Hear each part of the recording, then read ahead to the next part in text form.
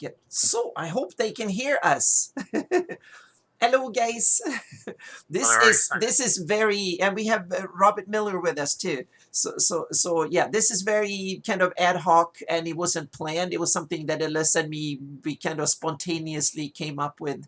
Okay, perfect. See if they can hear you too, Alyssa. I hope they can.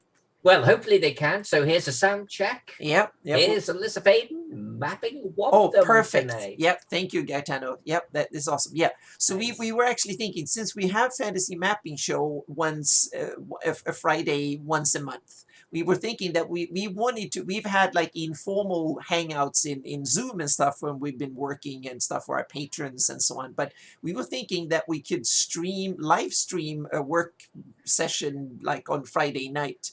And this is the first kind of test and see how that works out. So bear with us. This is something I set up the last like 20 minutes, and we are tinkering with technology. We have like Zoom and a whole bunch of other connections and whatnot to show things. So we'll try a little bit and do it, and then we will see if we can improve technology for future sessions and stuff, and see how we can kind of solve technical issues and make it even better. So you can see what we both are working on, so to speak. And worry not, fans of Anna Meyer, it's still the Anna Meyer show. I'm just bustling in. No, you're not. You're invited, and it's so much fun. So this is awesome. So yeah. Maybe Anna, go through, cycle through the new sort of technology that we've got exactly. going on we have so I have my setup, so you can say hi to me. And then we have my desktop. I'm going to work on some promotion stuff at first here. And then I have mine with stuff here. And then we have this one. And then we have, this is Alyssa's desktop, what she's working on. And then we have this cool one where you can see what both Alyssa and me. So I'm going to stay on this one for a little bit and see. So yeah, see if this works. Yep, to see if this works, so to speak. So you can kind of see and chat. So we'll see, and then we can switch between our desktop depending on your questions and yeah, we'll see. Right now it looks like I get a green sign here, so it seems like things are working, but we'll see here. Yeah, I'm about to mess with things a little bit because I'm going to let a guy called Scott into. Okay. Yep. Mm-hmm. So let's see how that impacts things. Yep. Yeah, I'm getting lagged. I think it's because I have both Twitch. Oh yeah, you get a lag. Twitch is lagging by 10-15 seconds because you're on Zoom. So Zoom. Okay. Oh yeah. So when what you watch in Twitch is like 10 seconds at least after. Sometimes even more. It depends a little bit. So yeah.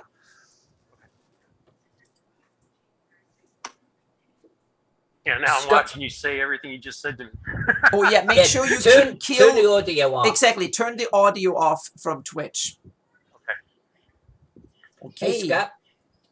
Hi. Hello. Hello. So, Scott, we are also streaming to Anna's Twitch channel. Exactly. Right, so it was something Alyssa and me, we cooked up and started doing. So I hope you don't mind, because otherwise I have to kind of kill the stream here or something. So, yeah. If seeing me online entertains you, I feel sorry for you, but watch it. Cheers. You got a drink there too? Yep. I'm going to have to wait for someone to refilm mine. Jack. So yeah, we're hanging out. There is a link in the chat, Scott, in the Zoom chat. If you want to click that and bring up Twitch, you'll actually see what Anna and I are working on at the same time. Yep. First off, I'm working on the city of Wanton. Anna, actually, what are you working on tonight? I was supposed to do heraldry, was the plan, so to speak, to do heraldry. But I just finished up the 2022, the 576 Atlas. So I was going to post that to patrons. So I needed to do a kind of promotional image of that. So that will be the first little project to do. A 5-minute update here on the earlier promotional video here. So, yeah. I have to go get that canvas map made by Noble Dwarf now. Yes. The final version. Yep. So now I need to tweak this, and first I need to save it under new name just in case. And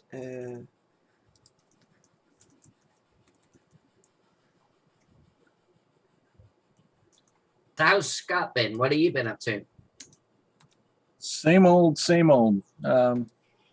Too many meetings, and watching a bank steer rapidly into an area it doesn't know where it's going. So it's fun. Yeah, that's going to be interesting. and I just crashed my Photoshop for something. We'll see if that's an Uh-oh. ominous Uh-oh. sign here. So well, it just disappeared. So we'll see. I'm doing a lot of stuff here, so we'll see. I think I managed to. It's okay. I didn't do anything really, so we can go in here and. I've got the chat open, but I don't see the link to the. Hang on a second. I can. You're going to be. I'll do it, Anna. Okay, thank you. Doesn't really matter. It's here in Twitch too. I mean, in the Zoom. Well, the Zoom chat is not retroactive. If you pop in afterwards, you can't see earlier chat. That's there it is. Wait. Yeah. Click that. Turn off the audio on it because it will just wig you out because it's loud. Right. Yeah. And then watch what Anna and I are working on at the same time. There you go. Yeah, that's the echo. So yeah, because you have the audio from Zoom in real time, and then the Twitch is like 10-15 seconds or so delayed. So yeah. That's so that they can bleep us out when we swear. Yes. Oh yeah. Mm-hmm. I wouldn't know what you mean, Scott. I don't swear. Even I don't believe that one.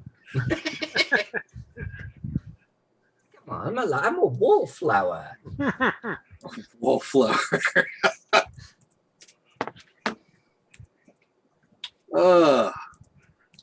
No, my consternation lately is that we don't game enough. I've been in. I'm a member of GARP or WARP, and with our primary game master, our only game master, moving houses, we don't get enough opportunity to meet online. We've got a couple of different campaigns that have been in hiatus for about a little over a month now. Yeah.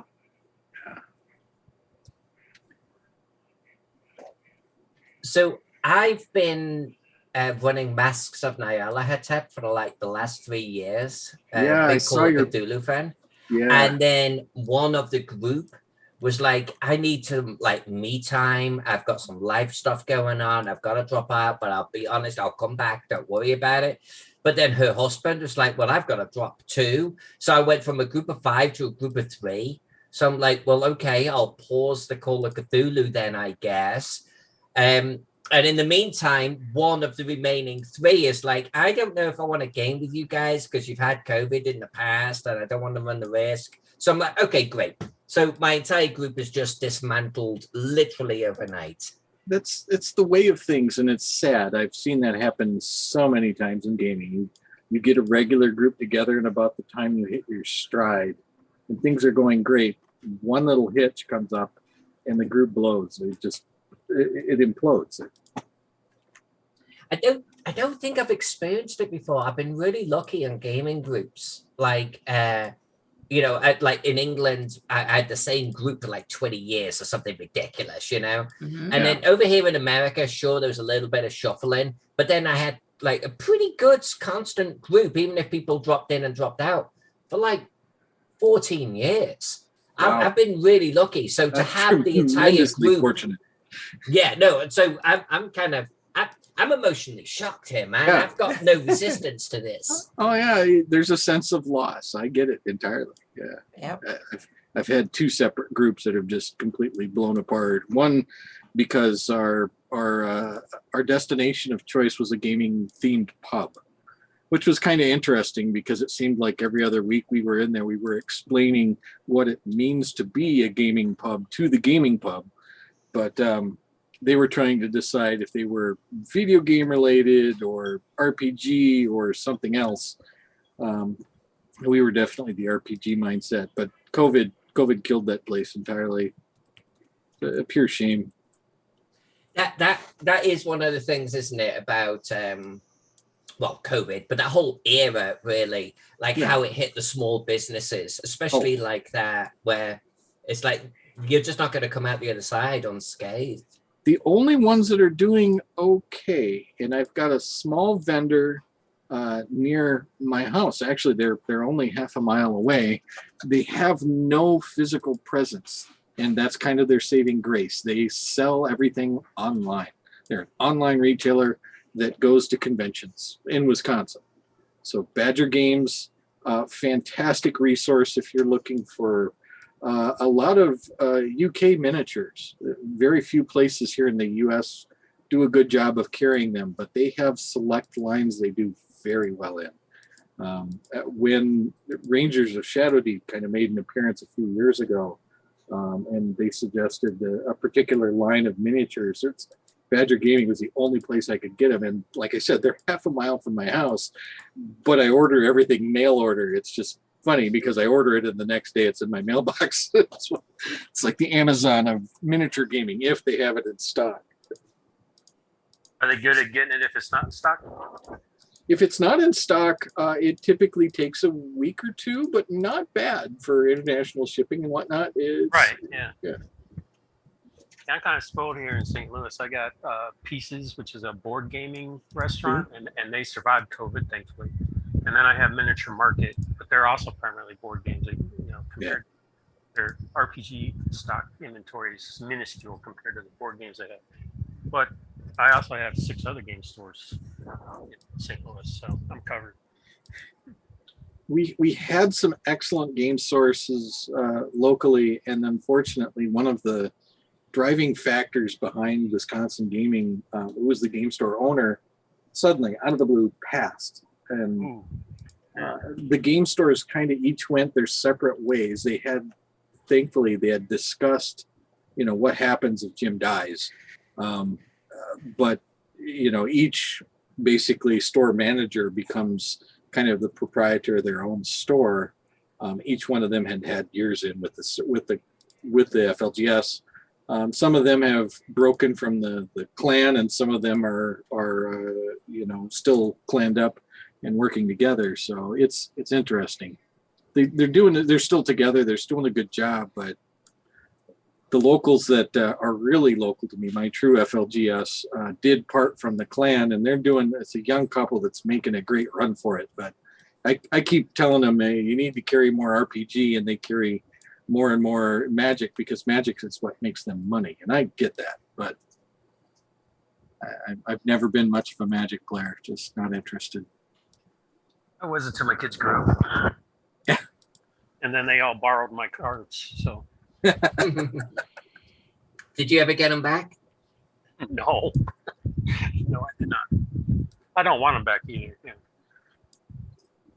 I only played it because I played it with them. Years ago, I worked at GE, and it was kind of funny because I had to confess to my coworkers I'm taking some time off to go to GaryCon.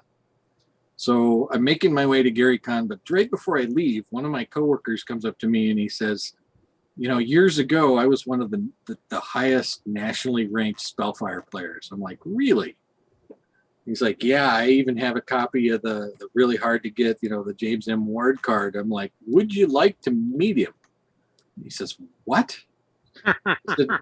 GaryCon's really small, and I happen to know Jim Ward personally. He's a great guy. Come down.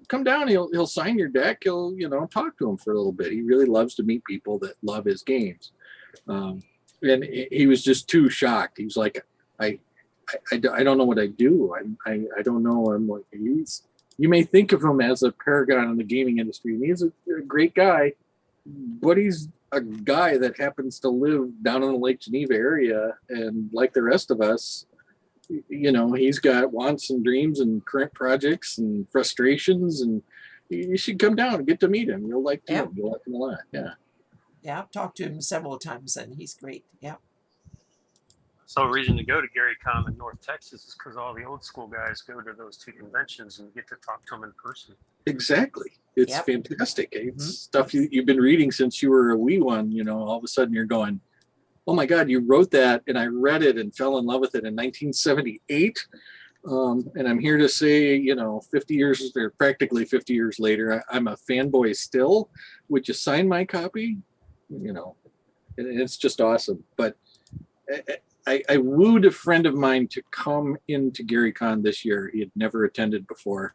And now he's like, yeah, what are we doing for next year? I'm like, There you go. we'll have the same room. And I was telling him beforehand, he's like, well, it doesn't seem like it's really well planned out, like it's as organized as Dragon Con or some of the others. And I said, it's not. It's 2,500 people, and it's very loosely organized, but they have a good game schedule. Other than that, it's just kind of play by ear. You just needed Alyssa's map this year. That's all they needed. Yeah, to find their way around. Yep. Exactly. Mm-hmm. I love the ambience of GaryCon. GaryCon's one of my favorites for that. Yep. The whole good. sort of ski lodge thing. I love the central bar area. I know I'm a bit of a lush, but I like it because it's a nice social area, and the gaming kind of splits off from that, and every room feels intimate. Yeah. It's kind of laid back, and it's laid back, and it's kind of it's cool. Gen Con is so hustle and bustle, and it's gigantic, and it has its own kind of charm, kind of cool because it's so big. But GaryCon has a feeling to it, and it's a small little, it's like a huge home game in a way, and it's exactly. Yeah. Mm-hmm. That's where I raise my fist and say, I remember GaryCon or Gen Con when Gen Con was in Milwaukee. So, yep. So and anyone who tuned in, this is it's me. I was supposed to stream me sitting working on maps for 2 hours, and then Alyssa and me kind of cooked up together, sitting and working together. So if you just rumbled in here, and so this is me, Anna Meyer, and I'm working on maps and stuff, and Alyssa Faden is with me, Rob Miller is with me, and Scott. I forgot your last name. Sorry. Neil. Scott Neal. Yep. So we are simply bantering about role-playing games, mapping and stuff for a couple hours. So we will try and make this a little bit more formal in the future. Just Alyssa and me hanging out mapping on Fridays, so to speak, just slightly. And then we have one Friday a month we have our more formal fantasy mapping show on Jay Ludgersenberg's channel, so to speak, once a month. And then we have some working. And we can switch in between. So don't hesitate to pester us with questions and stuff in chat, whatever. So I hope this kind of works because it's very ad hoc, very quickly put together. And Anna, I have to let you sort of field the questions. Robert, just if you see a question in the chat, let us know. We'll answer it. There hasn't been one for a while. Yep. Yeah, we scared everybody off now by being a little bit all over the place here. So I'm posting the 576 Atlas is done today. So I'm making a little promotional thing to put out there. So fantastic. Yep. So that's what I'm just gonna. Have you put a download link in the Patreon yet? No, not yet. That's what I'm using. You're this doing picture. with this? Yeah, this picture will be the headline for it, so to speak. So I'll post that as soon as we're done with the stream. I'll do that because I literally just. Robert is all like, yeah, but what about now? Yeah. I'm patient. I'm still waiting on a Rome map after all. Oh God, yeah, that one's going to be a short while, isn't it? It's wonderful to hear, Alyssa. Do you also have stuff that people are waiting for? So yeah, there we go. I'll add some. Yeah, I'm going to map ancient Rome. Okay, well, good luck with that. See you in a few was going to say years. that sounds like a really ambitious project. So yeah. Actually, so Luke Gygax sort of contacted me. I was a stretch goal for Luke Gygax on his last Kickstarter, and so I'm doing a couple of pieces for him right now. And one thing he mentioned was doing his city of Shantufi next year or at some point. Shantufi is 1 million people. It would be the biggest city I have ever drawn. And he wants me to do it as 3 separate districts. It wants it that big. So I'm like, let's do it. It will take me all year. Let's go. It will be kick-ass. Well, we know it will. You're doing it. Can you imagine? I mean, the drawing, someone said the coloring alone on that, there would be so many freaking buildings to do. So yeah, so here I have all the new updated shields. So I'm going to do a few more in this series, and I'm also going to do some SVG files because I promised to take all the current heraldry on my Greyhawk map and export all the vector versions of them in SVG format. So that's another project. So I'm going to do both, but export things is kind of boring. So I'm going to start out with this fun. That is something that is a little bit more creative, and that I just want to see where I ended this. So I've done 281 shields. So I need to see where I try to do them in alphabetical orders, but there's some that I put in there ahead of time, so to speak. So Do we have Wantham yet? no, that's what I'm going to start with. But I just wanted to see. Yeah, I'm at V somewhere. So yeah. So I'm at S actually. Yeah, I'm at S. But we can start with Wantham right away. So let's start with Wantham right away. So let's open a file here. Greyhawk. We have heraldry. There we go. So when Greyhawk Online contacted me and said, "Hey, will you do, Greyhawk cities for us?" Yada yada yada. In my head, I'm like, I'm just going to have to ensure that I don't do my usual level of detail. I've got to throttle it back, otherwise it's going to completely dominate my time. And here I am drawing little tiny windows and little tiny trees and bushes. And I'm like, that's not how you throttle it back, baby. Yeah, I was looking at that going, yeah, you didn't do that at all, did you? No, I did not. I actually, honestly, straight up, like some of my maps from 10, 20 years ago are very simple, but people still love them. I can't draw that simple anymore. It's like, it's a shift. I've moved away from it so much that I actually really struggle now. Well, look at all the big maps you've already done with your elevated advanced style that you've got for yourself now. It's habit now. It's like trying to break a habit.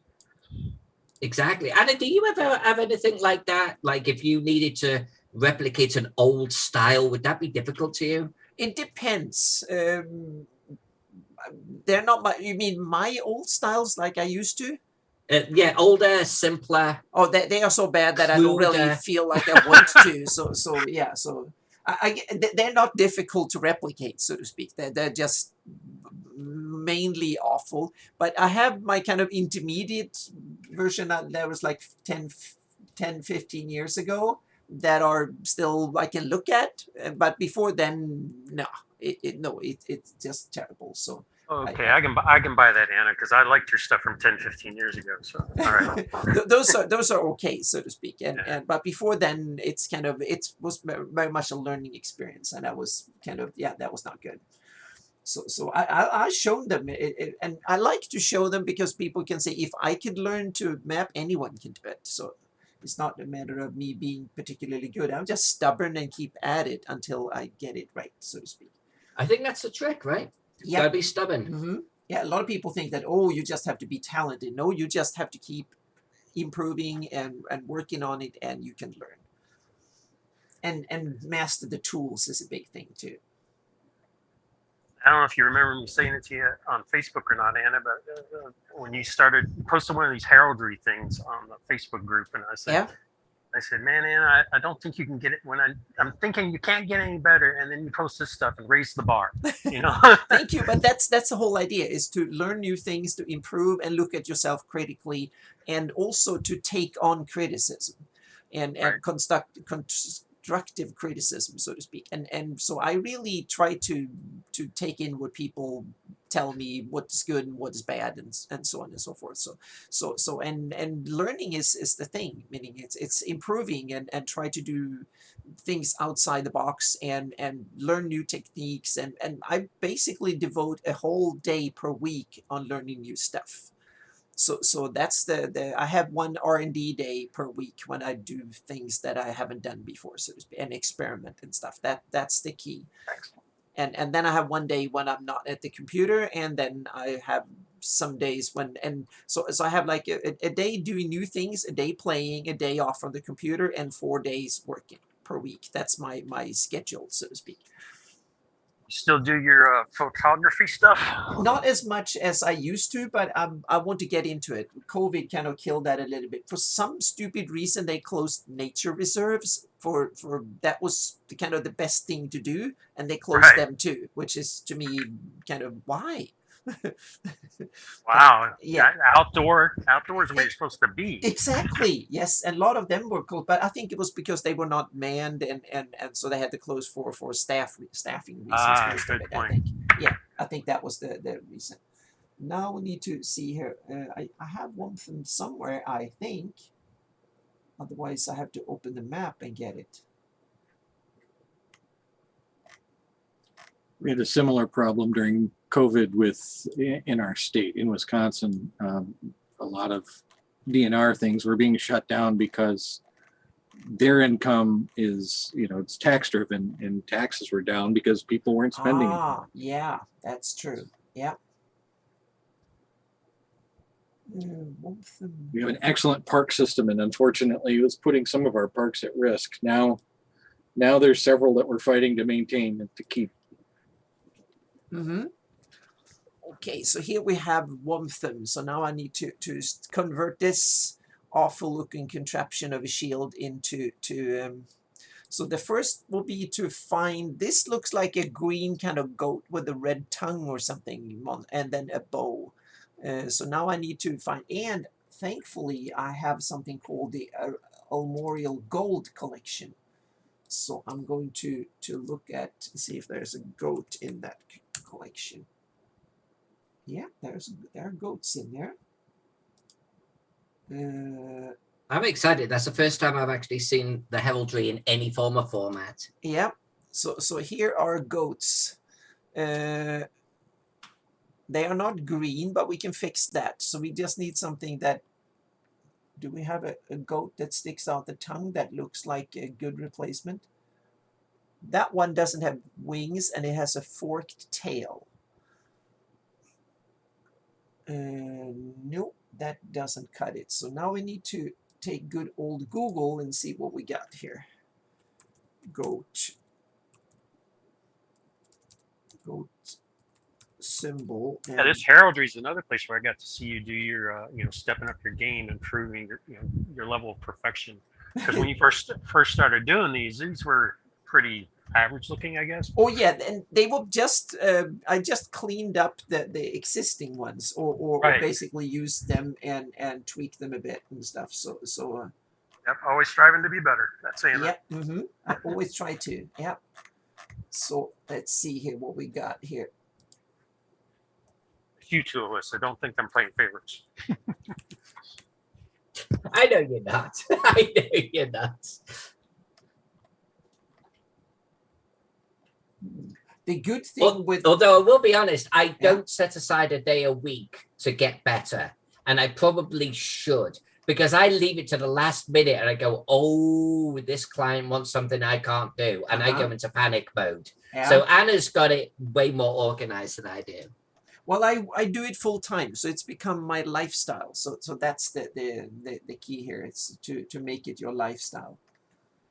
And one of the good thing when you do heraldry is that a lot of the old medieval original heraldry is in the public domain. So you can actually use some of that old stuff, so to speak, because it's so old that it is in public domain. So that's why I can Google for old heraldry, and then I can tweak it and make it into. So now I want to see if there's something to find, or worst case scenario, I simply have to start tracing what we have here and do some other stuff. The problem is that, what's your search criteria, Anna? Goat with one tail? No, I simply put in goat symbol heraldry, and that gives me a wide berth, so to speak, to go. The problem is that a lot of the goat heraldry is demonic, is kind of diabolical and stuff like that, because goats were, and I actually get a Swedish heraldry from somewhere in Sweden that has a goat symbol. So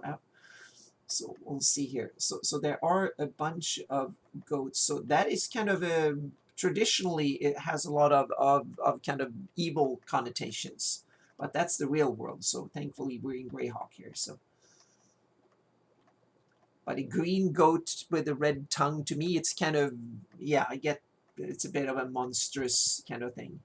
But I'm still thinking maybe we can't. Why can't we tweak one of these? Hang on a second. I'm going to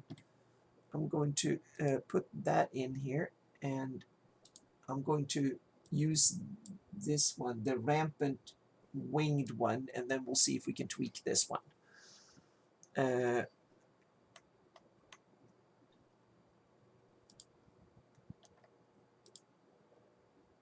I'm going to copy this into here because I don't want to screw up the original, and then close that one.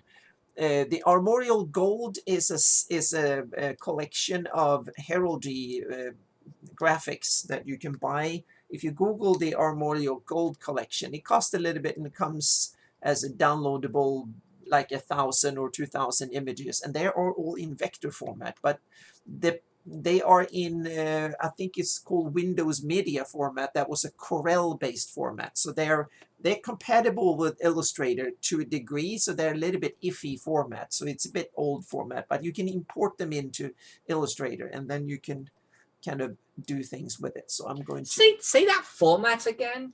WMF format. I completely forgot about that format. Yeah, I think it's it was Corel created, and this is me going from memory here, so I might be a little bit off, but I think it's Corel created that as an import-export format. That was an open format that others could use, so to speak, that could import, export stuff into Corel Draw and the other tools.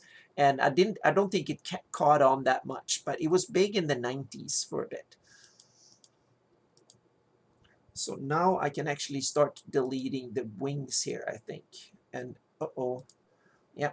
So, and this is one of the problems. The background here is kind of, it's one big black blob. So that means I have to start taking the eraser in question here, and I basically have to start erasing the black blob here. There is another way around this, and that is to take it into Photoshop, and I probably have to do that later on, but I'll try and keep it in vector if I can, because there are some benefits to have it in vector, because then you can scale it up and down. But if need be, I'll take it into, and we'll see here. I'm not sure this will work. It's kind of an experiment, but we'll see. It's a good looking goat though. Yeah, it is, but I'm not sure. We need to we need to tweak it so it goes the other way, and we need a forked tail, and it needs to be green, and we need to straighten out things. But that's why. So Wompthumb's goat has a forked tail. Yeah, it has a forked tail and a red tongue, and the red tongue we can fix because there's a little bit of a beard here that is red. So I'm going to convert that into the tongue, and then I'm going to tweak the horns a bit. And there is some beautiful kind of cool or really functional things in Illustrator. That's why I want to keep it in vector. So, and one of the key things when you do stuff like this is that you make copies. I have an original over here, and now I'm going to copy that one over, and I group that one, and then I work on this one. And now it is time to go in here and let's see if we can tweak. Now, I'm going to test and see because I'm not sure how this will work really, but I'll group this. And there is now, you can actually do a puppet tool, a puppet warp tool. So what I can do is I can put, hang on a second, what we should do first before we do that, we should import the original.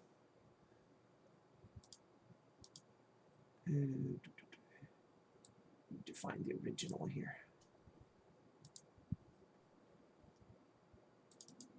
There's so many files.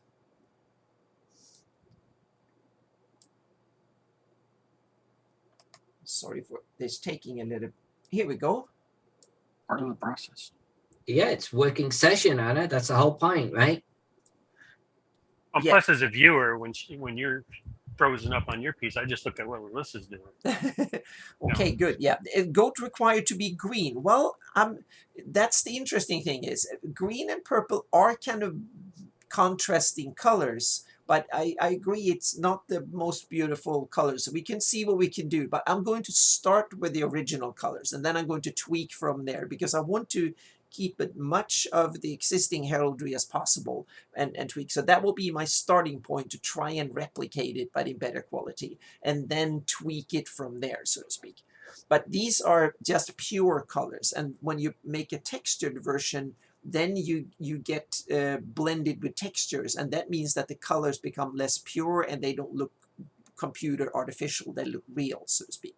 So there's a lot of heraldry that I thought looked awful to begin with, but once I got them into a textured look, then all of a sudden it looked much better, and hopefully this is it. But now we need to tweak the goat here. So what I'll do is to transform this and reflect it, and there we go. So we switch it so it actually facing the same direction as we wanted to. But this goat has a little bit of like a dragon head and stuff, so that's something we might have to do more Photoshop work, or we'll see. Now we try to see what we can do with the horns. So I'm going to do puppet warp tool. So I'm going to put a little thingy there, and then I'm going to put another there, I think, and then I'm going to do this one. And now I can actually tweak this is the beauty of vector stuff. You can actually go in here and tweak the image here, and now I'm going to create another one there. So now we can actually go in here and tweak the horns until we get them to lay down properly.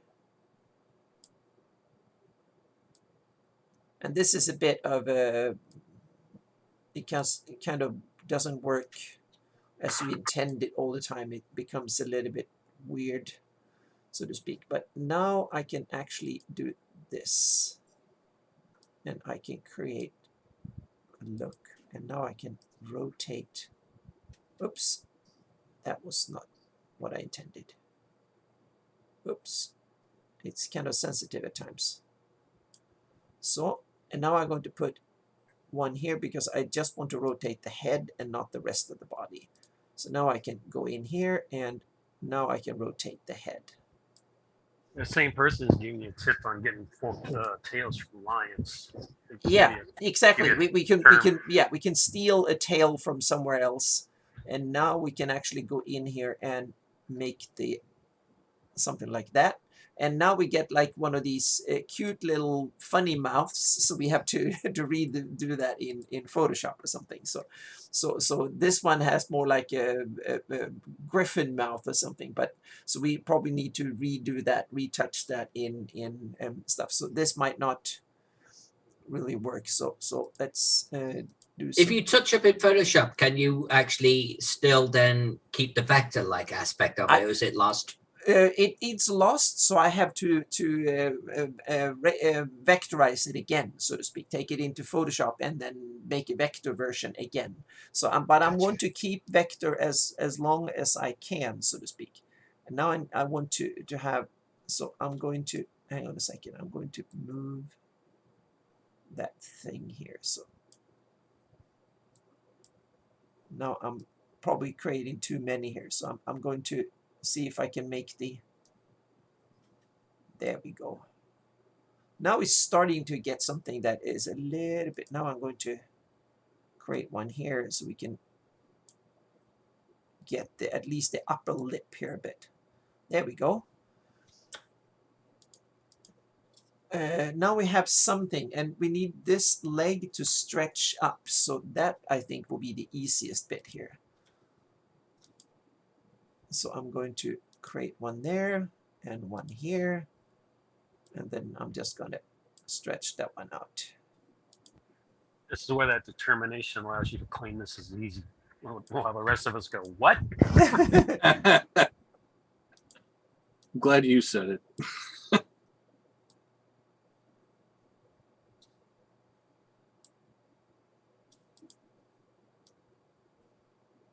Oops. That will be an undo add pin. There we go. And there we go. That will be a lot of pins here because sometimes things doesn't really work. There, I think we have a stretched up hoof like that. Hoof. So at least we're starting to get roughly the right posture, but this one looks more like a funny white elk than a scary big kind of thing. Now there might be a chance because we have a tiny little lower jaw here that is more of the funny cartoony thing, but I'll see if I can stretch that and actually stretch it out. No, that didn't work. Okay. Now I'm going to ungroup this. And then we can steal that and make this into the tongue. Just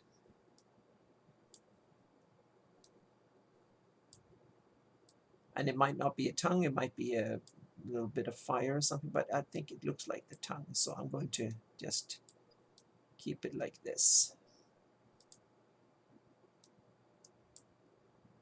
Oh, what the heck? That didn't go well, so I'm going to... I should have saved that one before I started. There we go. So now I'm going to see what we can do in Photoshop with a little bit of tweak here. So I'm going to do this.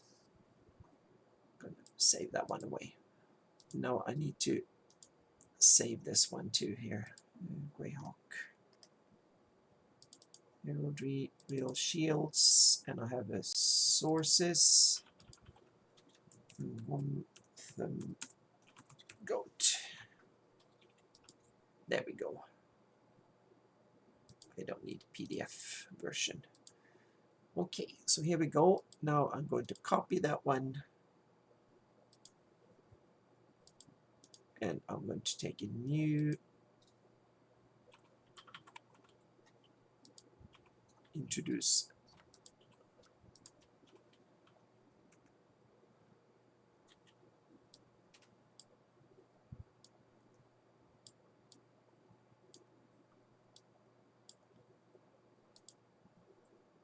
Okay, now we have him as a smart object in Photoshop. So again, I'll duplicate, I'll lock that one in, and now we create a raster, lock the position, hide the bottom one. Now we can start experimenting here and see what we can do. It's a little bit, but I think it will be, first we'll see if we can get rid of this saddle here. And there, before you do anything, you can just see what we can do by just pointing it out and let Photoshop's AI work its magic, and we can see what happens. So we just do this and we fill and have auto create. For the most part it works. So I'm going to deselect. Now it's time to just remove this bit here. See if we can get it right. No, that didn't work. Okay, so now we have to go in and do some manual work here. This is a tricky operation, so turning him green is probably the easiest. Now,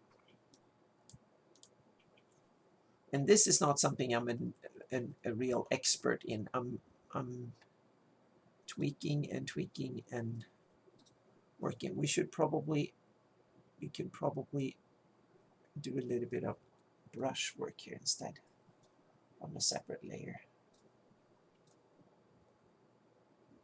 Texture. Here we go, and I have to pick the right, there we go.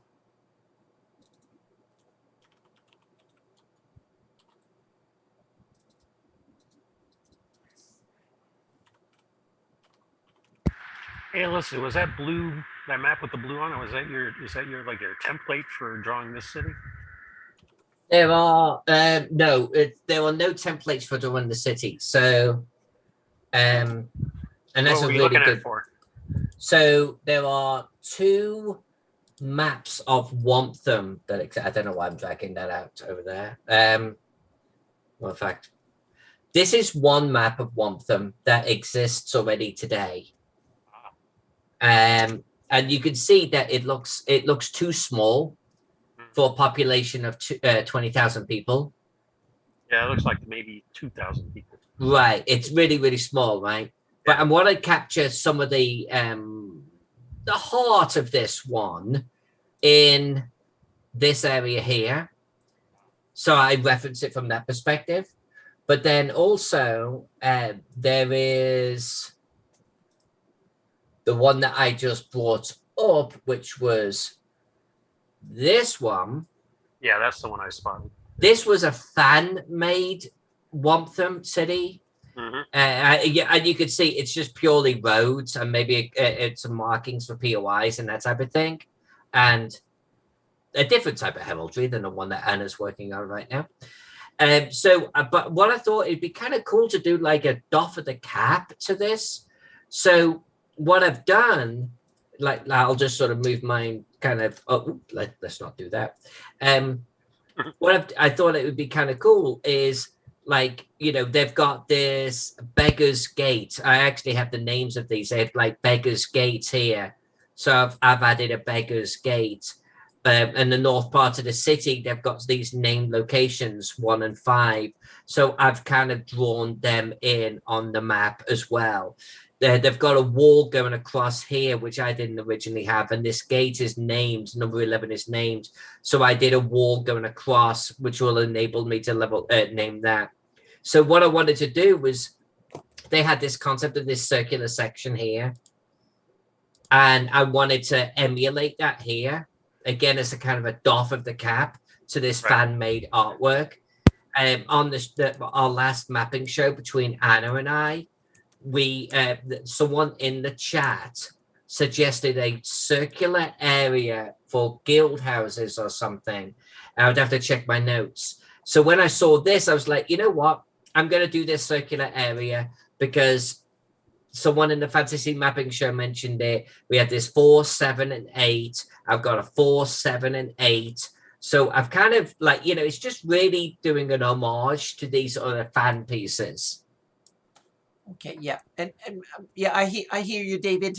I'm going to tweak that when I don't really know where to go in and do it while the live stream. So definitely, I'll learn how to do that. Normally, I got it up on the special window last time. So, but thank you so much for pointing it out.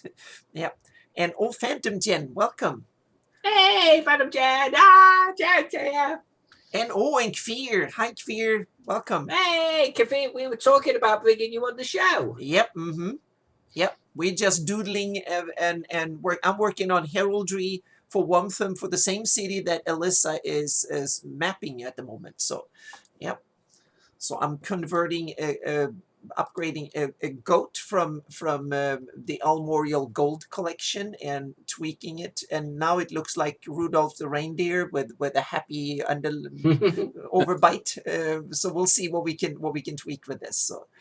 So. Here is the original, so I need to tweak. I'm going to do this. You guys have to remember this one. You have to remember this one. I'm going to open this one on another screen. So I have it on my screen here on the right. So I can actually look at it, and then I'm going to go in here and tweak it. And before I tweak it, then what you do is that you do this, and I copy merged, and then I go to the top, and then I paste that in place like this, and then I hide the other ones because now I work on a copy. That's the rule. Save and then work on a copy. Copy the layer and work again and work. So don't screw up the original piece, so to speak. That's one of the key things here. So now we can see what we can. Now I will try first to do the same thing I tried to do in Illustrator, but this is on pixels and not on vector, so it works a bit different, but we'll see. So first, before we do that, let's sketch out roughly where I want it. So I'm going to just create, and this is one of the tricks here. So I create a white layer, and then I mask it away. And the reason I pick white is so I'll give it a color overlay. So I go in here and create a color overlay, and I usually take purple or something that I know will not be in the final image, because this is just an idea to get it. Now I can just go in here and start sketching it out roughly. Or even better, what I'll do is that I can just bring in this thing here. And I bring that one down to here. And now I can just go around here and move this to wherever I want to trace it. You should read the last couple of comments about upgrading goats. Goat updating service, yes. That's awesome. Yep. So we are goat upgrading today. Yep. So I'm going to tweak it a little bit here. So we should probably not rotate it that much. We can probably keep it roughly. I think we were probably in the ballpark to begin with. Yeah, yeah. Yep. So I'm going to do it like this. And one of the other tricks, if you don't want to use, you tone down the opacity to this much so you can see the background through it. And then you go in here. I just want to have the size, target size right here. So I just have to, I should have just taken the little piece of the stuff. That's here. awesome. Yep. So now I can just go in here and work from the original, and just, now we're starting to get the ballpark here, but a little bit bigger, I think.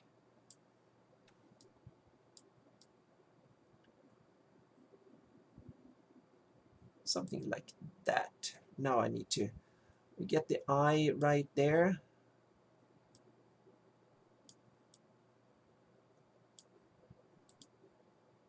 That's an idea.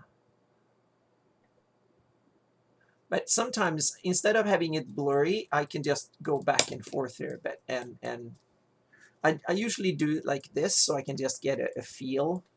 And then I just go in here and start drawing the and I need to bring up this. And now I just need to, Would it help to maybe do it more based on the chest area rather than the legs? Maybe that help it line up a little better. Yeah, now I just need to start doing this and just get that kind of beak-like thing and go back and forth a bit. And I realized, see, that was way too big. But the reason I use a mask in this is now I can just go paint black and just do over. So I can just go back and forth as much as needed. So I think the size was, yeah, the size was good. So I just need to something like that. And this is just a sketch, so I know what to do here.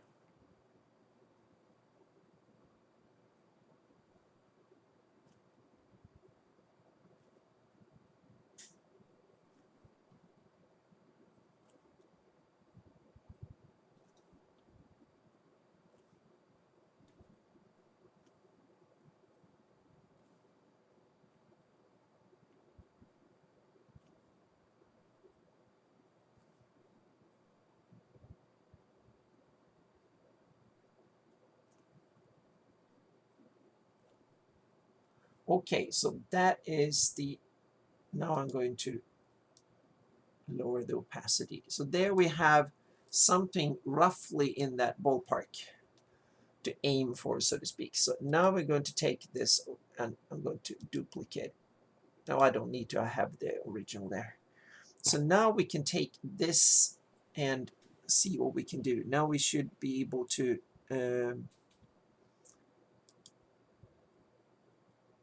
take image, I'm going to say edit, and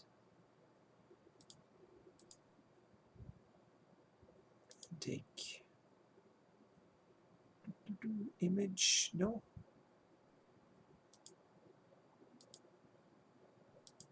There we go, free transform.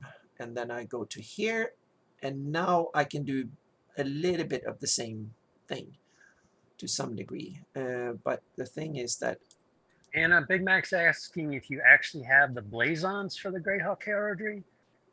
yeah, but only in the scanned quality from the from the various sources, so to speak. So they are in terrible quality. So I basically recreated them from scratch, but that's also one of the rules, because I don't want to put any scanned images or anything like that. I just want to recreate and make my own version of all the heraldry. Well, with how awesome it's been turning out, I'm not going to complain. Thank you. So it's kind of, yeah. This has a little bit of okay, so we go in here again.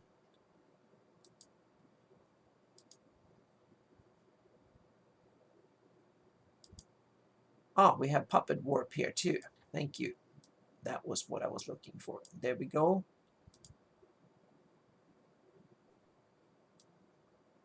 Well, come on here. Ah, okay. So now I need to put there we go. Alyssa, I hope you're drawing at a much bigger scale than it looks to be from my eyes, because that's crazy if it's not. I'm probably drawing it a little bit too detailed. Probably. That's the way you do things. But I mean, I have approximately a third of this thing done, so maybe in about 2 weeks should be going off into coloring on this one. So who's doing the coloring? Alex Fairbrother Naylor, if I remember her name correctly. Alex is my colorist, a little bit like Goscinny and Undersow. She's brilliant at coloring, and it helps me keep cranking out the maps. So she's the one that you've been showing off on Facebook that's recolored some of your other maps. Okay. Yep. And she's really, really good. And her water is just a chef's kiss. Yeah, I know. She's making me want to redo some of those canvas maps of yours I've got. Well, and that's the idea, Robert, my friend. You've got to collect them all. No, but seriously, she's breathing life into some where the coloring I felt missed the mark on some older ones, where I feel like, years on, they could be better. And so I'm just spoon feeding her all of those. And she's going to do all of my Greyhawk maps. And I'm going to get her to also do the ones for Luke Gygax that I'm working on at the same time. So I'm just going to keep kicking into her until she's done coloring for me. Awesome. She's really, really, really good at it. She has a great sense of color balance, vibrancy. Everything just feels really, really nice. But she has some great special effects on the water and stuff. Didn't you also show the recolored Star Fort recently? Yep, that's one of hers. And of course, you're going to be able to get that on my Patreon. All of these recolorings I'm releasing on Patreon. I thought I released the Star Fort last month, but maybe I didn't. I believe you did. Yeah. I know I saw it on Facebook, but I'm pretty sure I saw it in our Patreon stuff. I'm adding all of the recoloring to Noble Dwarf. We're sending out map code so you can get a free canvas print. Remember on my Patreon, every quarter you get a free canvas print. Yeah, the one I'm behind on by we're about to send one out here in the next couple of days. And so the recolored maps will be on there for you.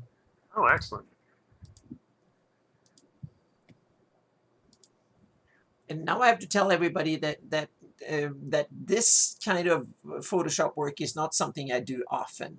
Or I'm not an illustrative expert in any sense of the word, so to speak. So this is very much me freehand doodling on this. So, but to be honest, I'm kind of, this is okay. I think it's looking good, Anna. This might actually do the trick. We have to make him green eventually and give him a forked tail. So this might be more interesting than I thought. So we need to, and it needs to vectorize it in the end. So now I'm just, you need to give him a little bit of a, so I'm going to remove a bit here. So get more of a beak, bit more beak here. So I'm just gonna, like that. Yep, there's the answer. It's a beak. Yep. But it's not like a pure goat. It's more like some sort of medieval fantasy monster kind of thing. So Griffin-like. yeah, so a little bit like that. Now we'll see what we have. Now I'm going to, and it needs to go on a diet because if we look here, we can say that it has a very narrow waist comparatively, and then we have these kind of more. No, but no, it's not too bad. I think the legs we can probably live with. I think we can probably make that knee go forward a little bit. So I'm going to take this one, and then I'm going to do image again, and I'm going to do another puppet warp, and then I'm going to put that one in there, and then I'm going to put another in there. Oops. And then I'm going to anchor it here too.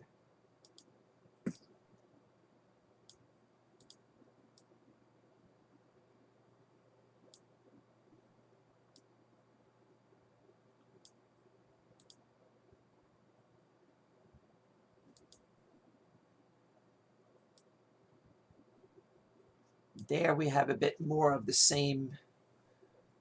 And now I'm going to put a puppet warp in here and one there. And I'm going to raise that one up and put back the head there. And I'm going to put one in there, one here.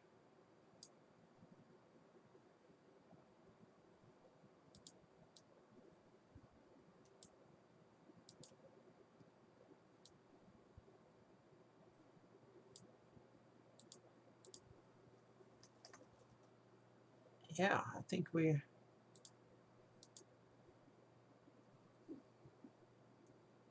yeah, maybe, yeah.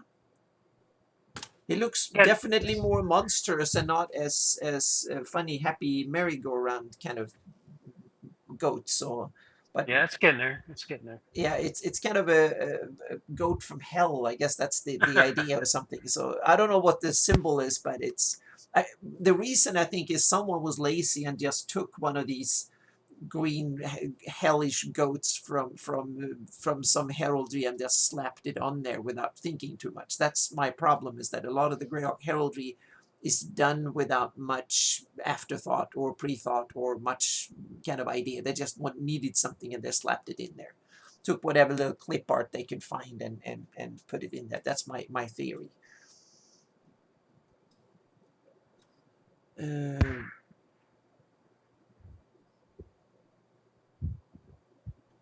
Yeah, Uncle Fuss, you're right. Those horns have like things sticking out of them, so we need to fix that too. So now I'm going to save this one, and soon it's time to save new versions of it. So now I'm going to duplicate this layer again, and now I'm just gonna concentrate on the horns a little bit here. And now I'm going to use, I need black and red, so I'm going to grab the red there. I have the black and the red. So now we need some I'm going to make it smaller here. So we need some of these kind of jagged like this, and That one is even bigger. Like that. Then I'm going to just fill it in black like that. And another one here, like shark fins or something sticking out down here. This will literally be a goat from hell somewhere. So I think all the warmth people will. I wonder why they have. Maybe what could be the reason to have a symbol like this? Well, obviously because it's in a fantasy world for one. Yeah, that's true. Yeah. So it could be a demon of some kind for some evil knight or whatever. Yeah, but well, I guess they could be. You want to appear to be cool or have a tough symbol or something. So yeah. It could also be like a shield of a paladin, and that's the kind of creature the paladin goes around hunting. Oh, that's true. Yeah, the creature, it's yeah, it wants to kill or something. Yeah.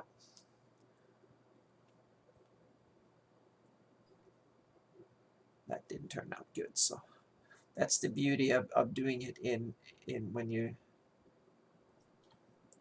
working on a computer, you can actually undo things.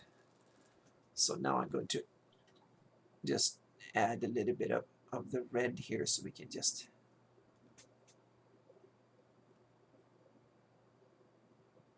tweak the horn a bit. So there we go.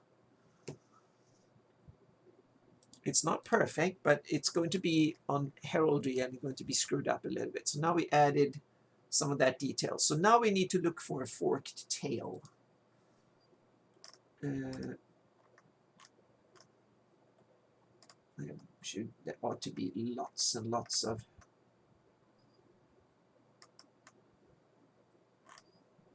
Hang on a second. We can probably look for that in Armorial Gold. So I go in here, and instead of goat, I'll look for a lion. That wasn't much. Griffin. No, okay.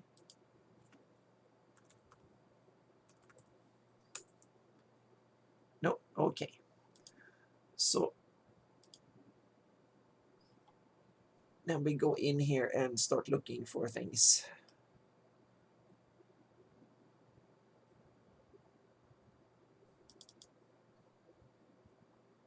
That's eagles, and they don't have much in the form of tails, so we can. Hang on a second, I'm going to go back to. There we go. Animals, falcons, dragon general. Well, they're just birds right now. Boars, camels.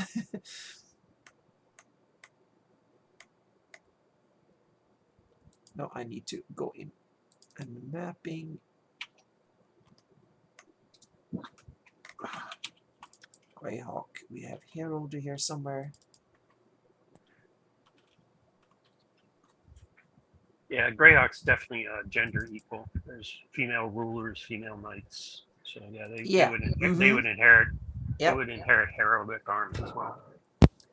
Let's see here. We have, there should be cranes, crosses, designed dolphins, eagles, falcons, fish flora, foxes, griffins. There we go.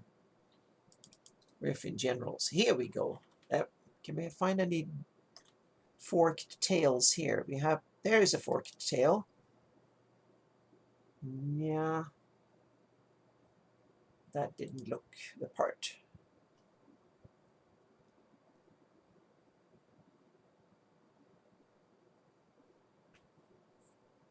That's kind of a forked tail, but it's no, it's a long tail that is kind of warped back on itself.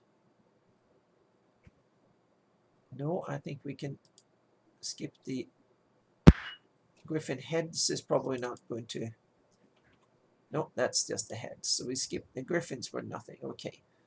There should be lions somewhere. Yeah, you'd think they'd be more plentiful. Yeah, lions should be everywhere. Where would lions go? Cats, domestic. Hey, Alyssa, somebody is asking if the Royal Mint of Nairon made it into the map. Actually, that's a really good point. Yes, There is a Volmolku, mint here. he is really, yeah, he's really into this. He's a Nairon expert. Yep. So you should definitely take I think maybe inspiration I from him. think maybe near the original keep. Yeah, they keep that close to heart, so to speak. They don't. All right. Yeah. So I am going to make a note right now for Royal Mint, and we will make sure it gets into the map. Eagles, elephants. What happened to the? No, I skipped this. Now we go to.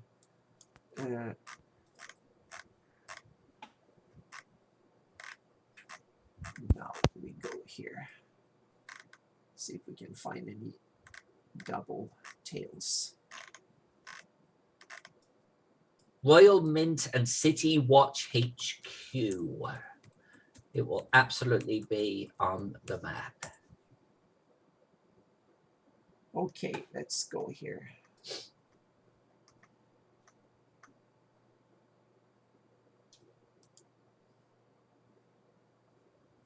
This is going to be the most detailed Wantham map this world is ever going to see. I'm just saying.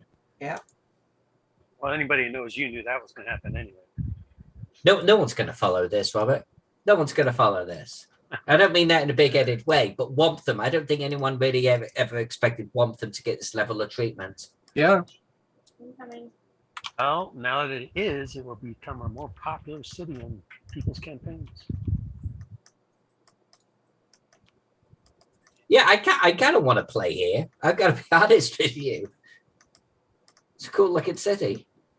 Yep. We don't have that many forked tails here. I'm looking. I'm actually surprised, Anna. I thought all of them had forked tails, but now when I'm looking, it's not that many. I found a couple, but they have shading under them, so I try to avoid them if I can.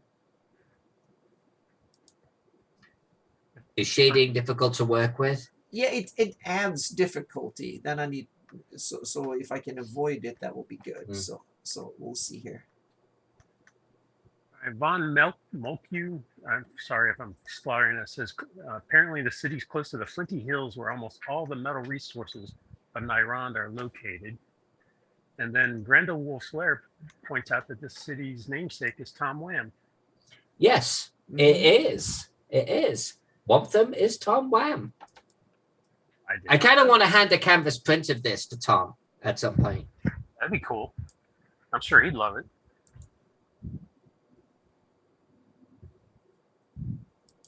I think I found something here, and now I can use this as an inspiration. And now I just want, and you can see that this one, both tails goes in the same direction, but this one doesn't. So we need to tweak that one over on the other side. But that's something for us that we can tweak afterwards. Now I just need to get rid of. So what I do first is I go in and do a levels adjustment on this. So I just squeeze it out into, basically create a black and white from this. There we go. And now I can put this, and I take a pencil so I get a hard mask, because I I just want to get rid of the stuff that I don't need. So I just paint away and concentrate on the tail here. You're probably right. That's probably a tuft fur, not an actual split tail.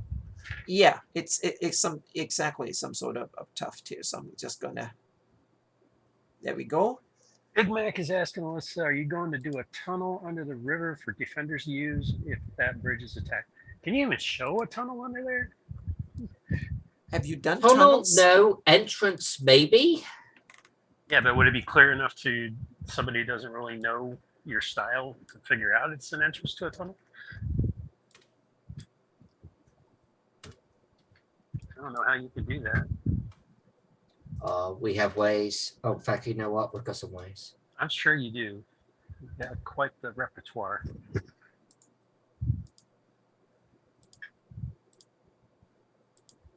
Yeah, okay. Obviously we can't show a tunnel, but we can show a tunnel entrance, potentially a hidden tunnel entrance, right? There we go. Yeah, but you have to key it, wouldn't you?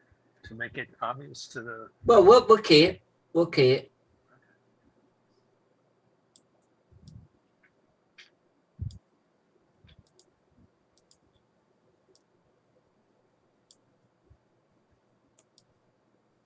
Oh, look at Lord Gasumba's jealous. Yeah.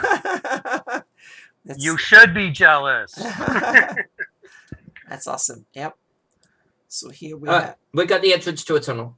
It's on. Okay. Cool. Yep. You can't see it at print scale. Well, it's very, very, very tiny, but that's okay because it will be marked on the map.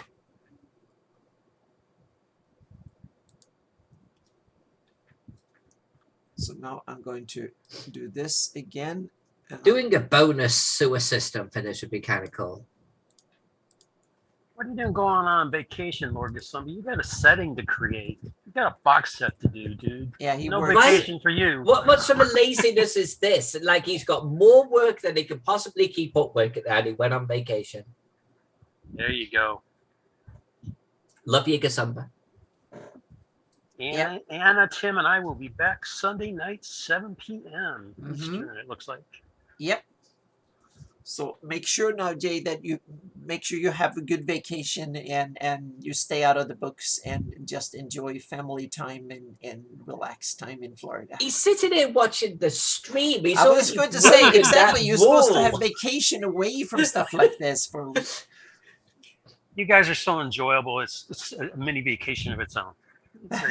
Oh, Thank I'm you. sure his wife doesn't agree. Are you working over there? Probably. No. Oh, he says he just got home. So I guess the vacation's over. Oh, okay. Okay. Yep. Mm-hmm. And he says they're beat, so he's not going to be hanging very long, apparently.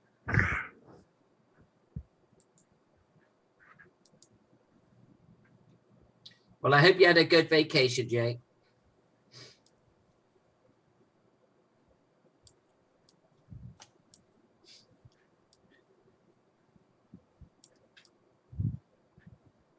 Yeah, I'm Big gonna Mac. get- She says she's going to key it too, so we'll be able to find it easier in the future. There will absolutely be a key for this. I don't know quite where I'm going to fit the key on, but it doesn't have to fit on it, does it? I can have a separate key. Yeah, they can like do a separate page for the key or something. Yeah, exactly. We'll have a numbered, unnumbered, and a key. Yeah, get that box set made. I'm looking forward to it. I'm talking to Lord Gasumba. I know you're helping big time on that, Anna. I remember that from the stream I watched. Oh yeah, I'm keeping a close eye on the terrain and what the place looks like, so to speak, in visualizing it. Yep. Hang on a In case second. you didn't say it, he said they had a very good vacation. Good, good.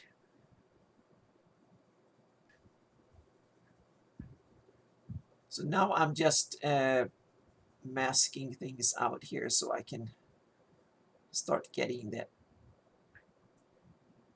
tail that works. Hopefully works here. So there we go.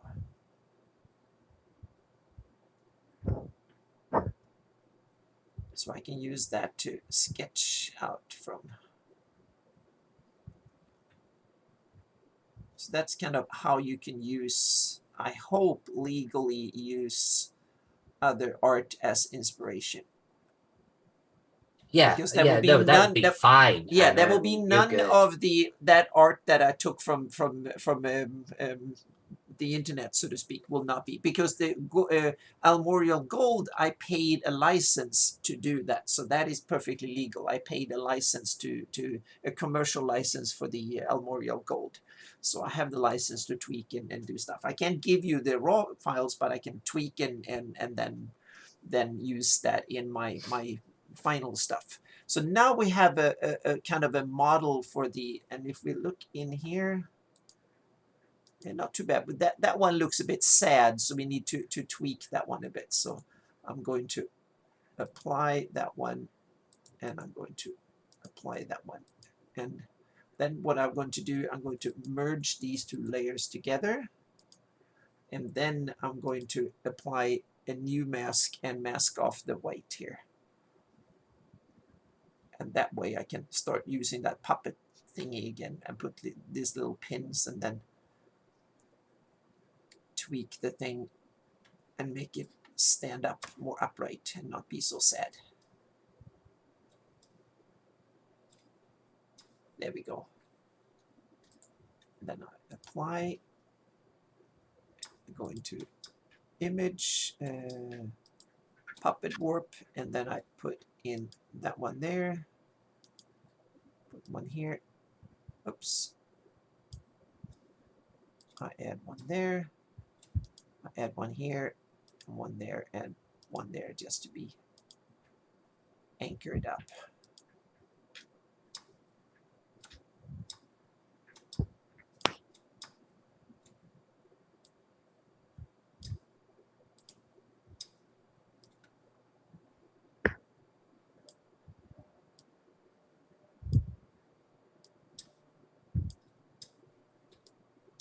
Now we can switch it down here a bit, and it works almost as good as it does in Illustrator, but not perfect. But this definitely don't need to be perfect because it's only going to be a reference, and I can tell that I made it way too perky. It needs to stand out like that, but it's okay. So do one more puppet warp here. Put that one in there, and put that one there, and then, oops, now I need to remember that these disappear. So I just need to go in there and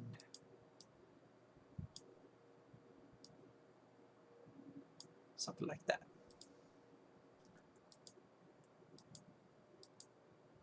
Okay, now I need to just use that as an inspiration. So I'll put this one in here. And I just overlay it that way. To be honest, I could just have used that as an inspiration from the get-go. It's kind of was a bit overkill, but we'll see here. So I'll keep both, but I'll tone down the layer here. Okay, now before we do anything, I need to get rid of that little tuft there. So I'm going to mask that away.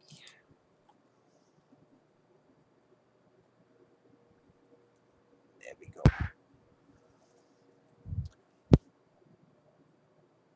Okay, now I create a new layer, and then it's time to add some white and black, and then start sketching it out here.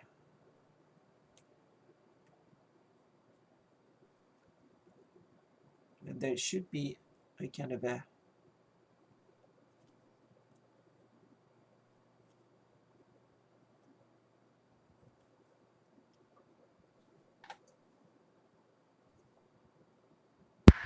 Nothing wrong with looking like a displacer beast tail. yeah, it's kind of yeah. I was thinking, should it be there should be not like a kind of a poison fang or something like that, or like it doesn't have a stingy tail. It should be a bit like a hairy tail here, like a tuft or something. We'll see.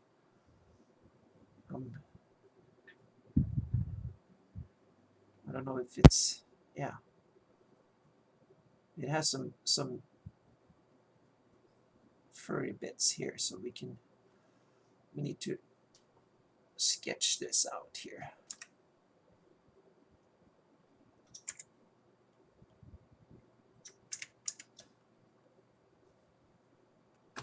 And now I'm definitely out on beyond my abilities here.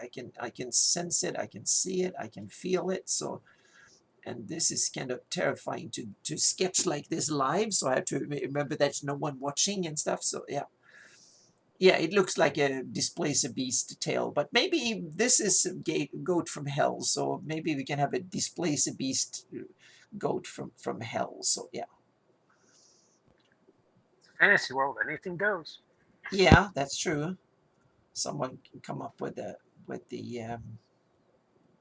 okay, now I'm going to remove all the stuff, and we can start seeing here that's definitely a displays a beast tail, definitely. So what I'll start doing here is to start filling it in a little bit with white, so we can kind of paint over some of the worst ugly bits here. So yeah.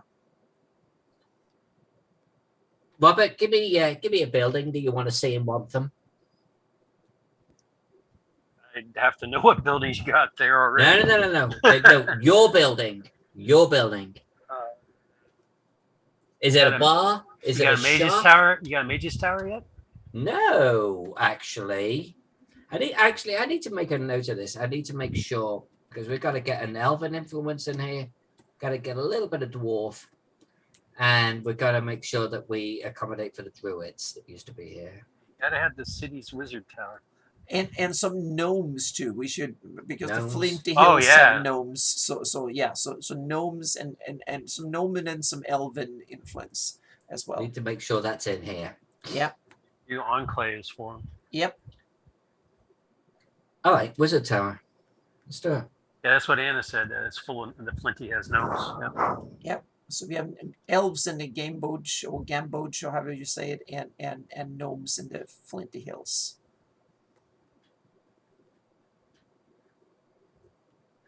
It looks shaggier than the and looks kind of sorry. So we'll see here what we. Probably be fitting to have some clear kind of smelting area for smelting all the metals in the Flint Hills and stuff. Yeah.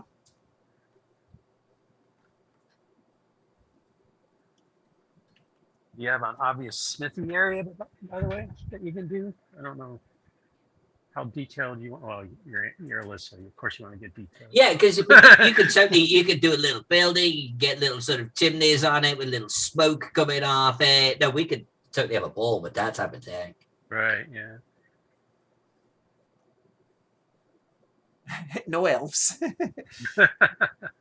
That's Talisalanta for you. Wasn't that the game that had no elves? They always advertised it in Dragon. Yeah, Talislanta. That no elves. That was the premise.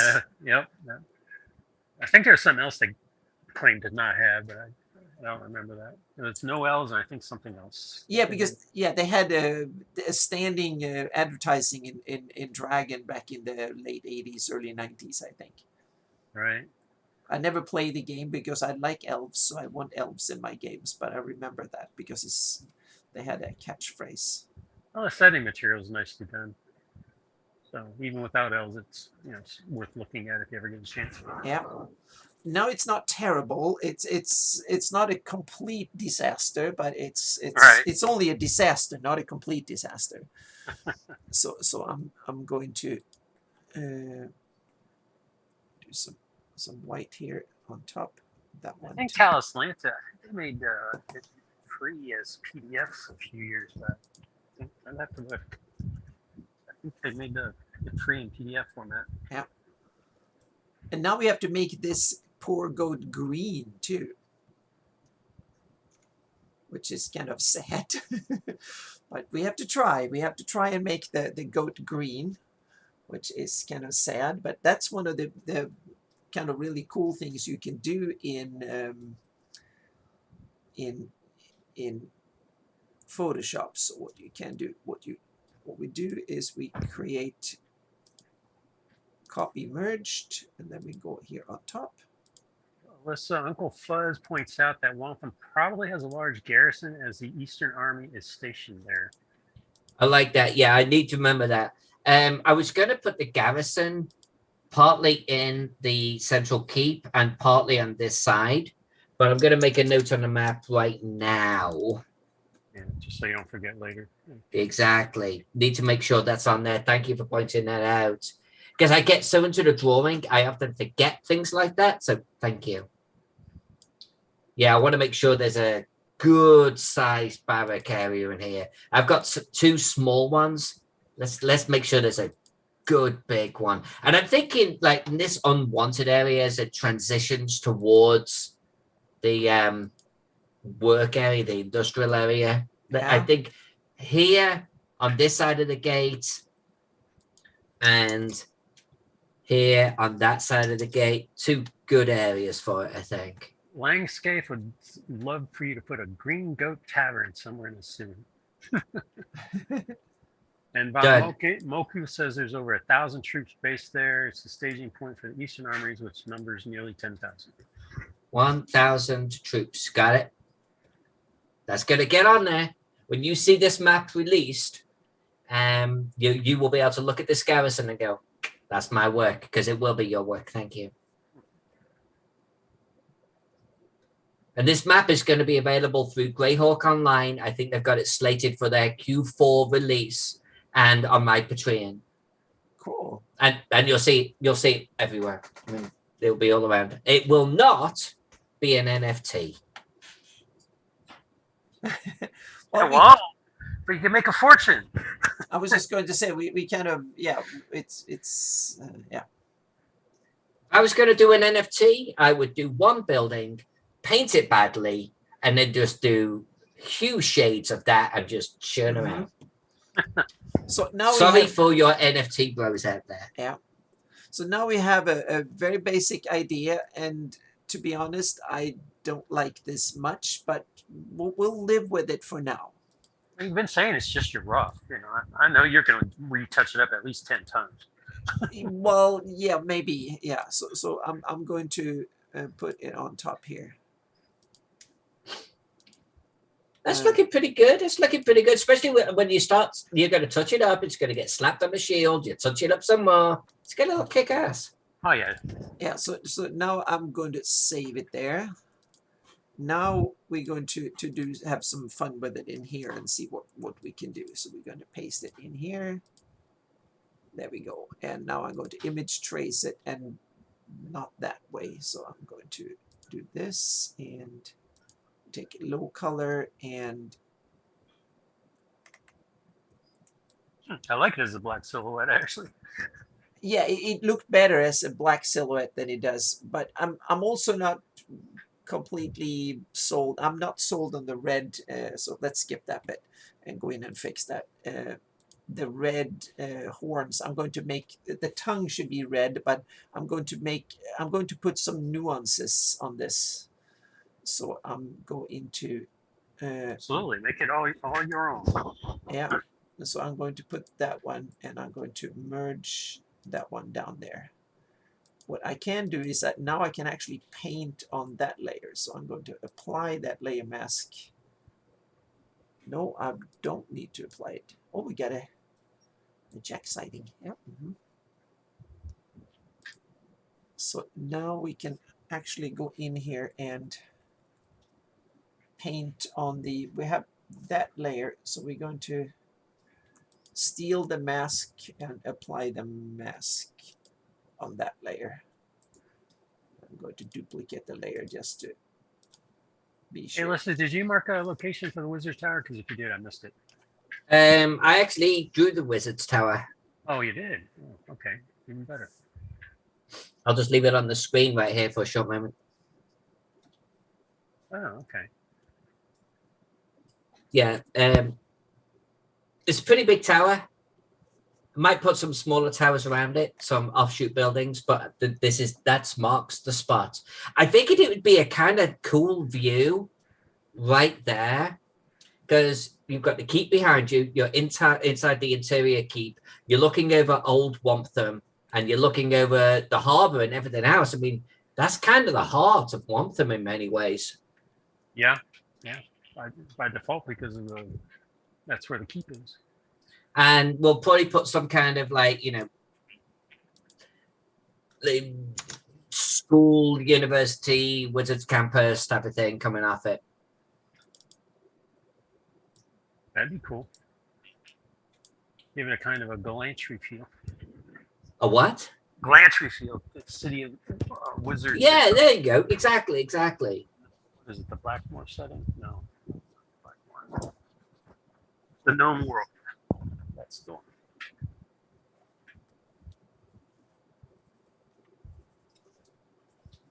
I got a bit too much Santa feel with the red hooves and stuff, so I'm going to go with the more kind of that way. And then we need to do something with the eye too here. So we need to Make it stand out more. yeah, we need to tweak the eye here. So I'm going to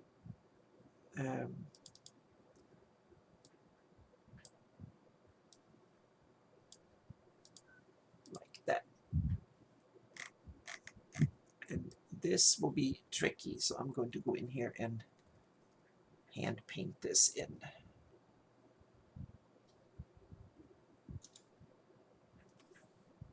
Hang on a second here.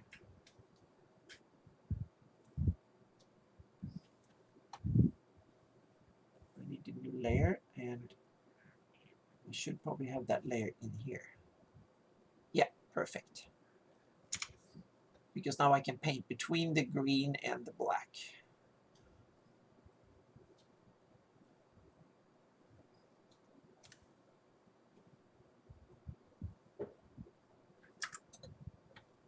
And I don't think I need to have it that visible. It stands out a little bit. So I'm just going to do it like that and then zoom out. We're slowly getting there. This has been great for me. I've been a long time fan of both of you, so I just love watching you both be creative at the same time. Okay, cool. Yeah, I hope we don't I don't overlap Alyssa's too much. So here we can actually, yep, we can work on this. No. You're not overlapping me at all, darling. You're good to go. Okay, good. Yeah, this was so much fun. Thank you, Alyssa, for coming up with this idea. Yeah. Well, it was kind of, you came up a little bit of an idea, and I came up with a bit of the idea, and we kind of worked together. And yeah, because I was like, hey, do you want to come hang out? And you were like, well, how about we both hang out at the same time? Yeah. Mm-hmm.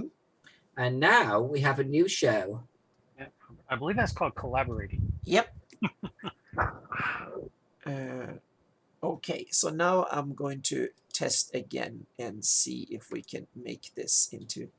First, now we're going to see if we can try some Photoshop magic here first. So I copy, and then we put it on top here, paste it in place, and now I'm going to save it just in case the power goes out or something happens.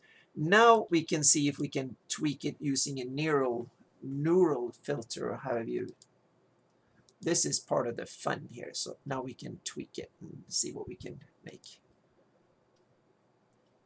There we go. Then we preserve color. That's looking pretty diabolical. Yeah. All of a sudden it doesn't look that bad. So I'm going to steal that one. And now I'm going to save it. And then I'm going to go in here again. And I'm going to use the neural filter. So you're doing great under pressure, by the way, Anna. I know the feels when I was drawing Teagle and people were shouting out things for me to add to the rooms. And I'm like, yeah, that's cool, but I can't draw. Exactly. This is, you just make you kind of work under pressure. Sometimes that's actually good. And they were like, okay, so do a brazen bull. I'm like, all right, yeah, that's a cool torture implement. Now you're going to get to see how badly I draw it. Yeah. And it turned out awesome. It turned out okay. Yeah, we did okay. It just takes me so much longer, you know? Yeah, but that's what helps raise the bar on your maps, I think. All those little Easter eggs you put in there too. That's the fun stuff when you add Easter eggs to your maps. That's what it's all about. Yeah. Ooh, that one can look cool. So especially with the one you like to put Zach and Jen's Easter eggs in on all those maps. You put them on now.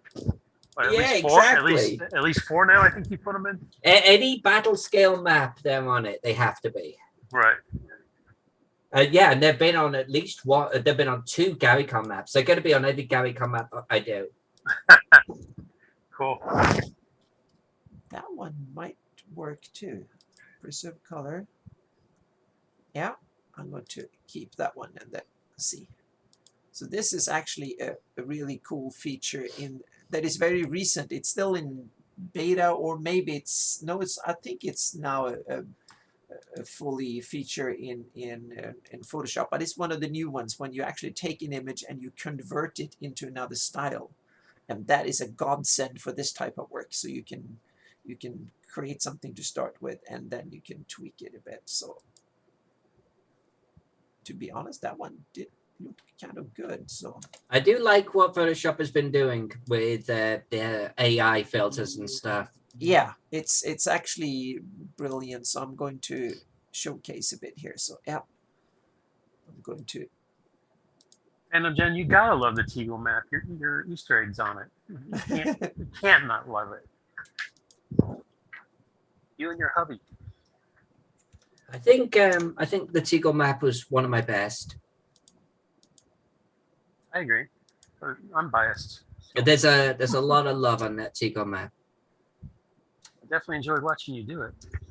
Anything that I think you pour some emotion into, a lot of like, you know, your inner self has to be, and at the end of the day, I streamed the whole thing, and then we did the week of Teagle, where I streamed 10 hours a day just working on Teagle. That's good times right there. You don't get that often. It makes it for a totally different creative process. It's interacting with the audience at the same time, and getting suggestions from them. At least in the earlier stage.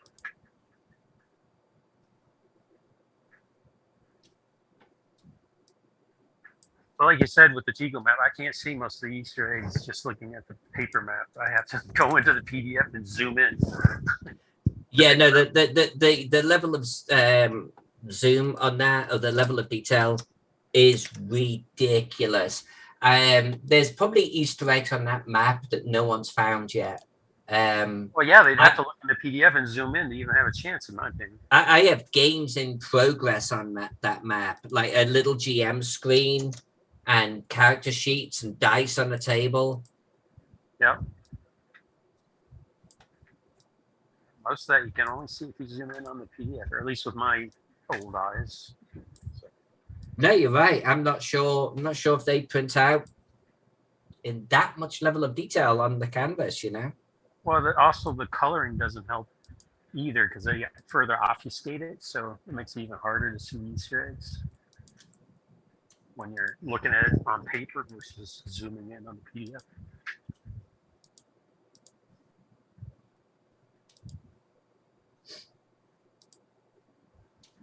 That's right, Jen. You gotta love all the Alyssa's maps. That's the default right there. Mm-hmm. And Anna's. Don't forget Anna. Her gorgeous. Well, and I think that's a common thing between Anna and I, right? Stupid detail. Oh yeah, we go crazy in different ways, but we definitely are creature of we are obsessed with what we do at times. Yeah. Yep. Quite often, to be honest. That's our brand, girl. That's our brand. Yep. Mm-hmm. Absolutely. Now I actually think I have something that doesn't look terrible. Just need to get rid of some of these things here. The problem is that the tail look a little bit like a sad vegetable at times, but I'm going to. Okay. Yeah, but vegetables are evil, so that's okay. Yeah, it's going from evil to sad. So, but it's not terrible. So that is the vector version of it.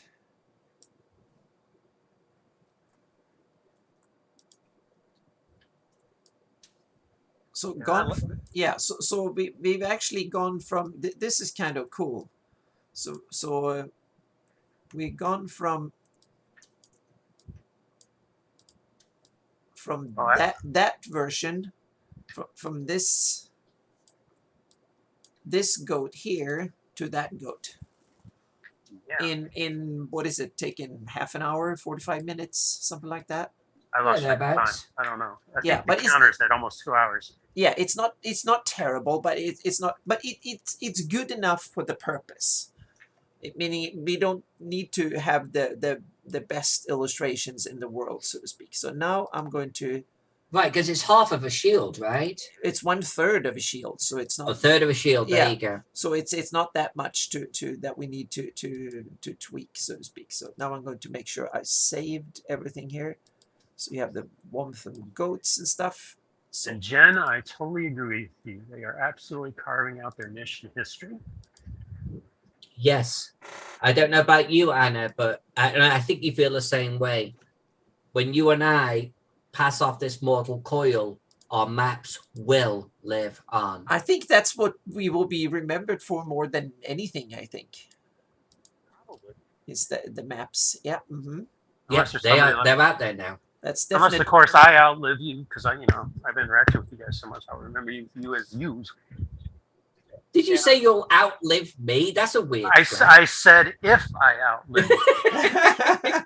You and When I I outlive you, Alyssa. All right. you and I are Cheers, the, mate. you and I are the same age, so that's what 50-50, and you're a woman, so you're more likely to live longer than me. So Yeah, but I maybe drink it's more than 60-40. you. So, I'm sure about that. no, I'm not. I don't know, man. Maybe you and I will be here when we're 90 years old going, see, well, we're both still here. Yep. Oh, that's how long my wife tells me I have to live. So probably.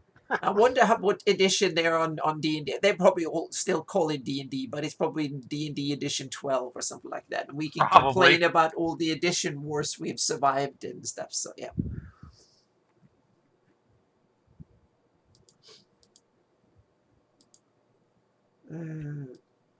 Something like that. She's already doing a college thing there, Langscath, a wizard's college thing. So, but maybe somebody Langscath suggesting Fellows Hall, a small but well fortified academical college kind of thing. Probably consider that part of the wizards. Yeah, I was going to do a college coming off the Wizards. Yeah, For sure. doing the fortification part won't be bad because it's right there off the keep anyway. Yeah, I'm gonna do the actual barracks right here. I'm gonna make it a fortified barracks coming off it, just to really make it feel very military.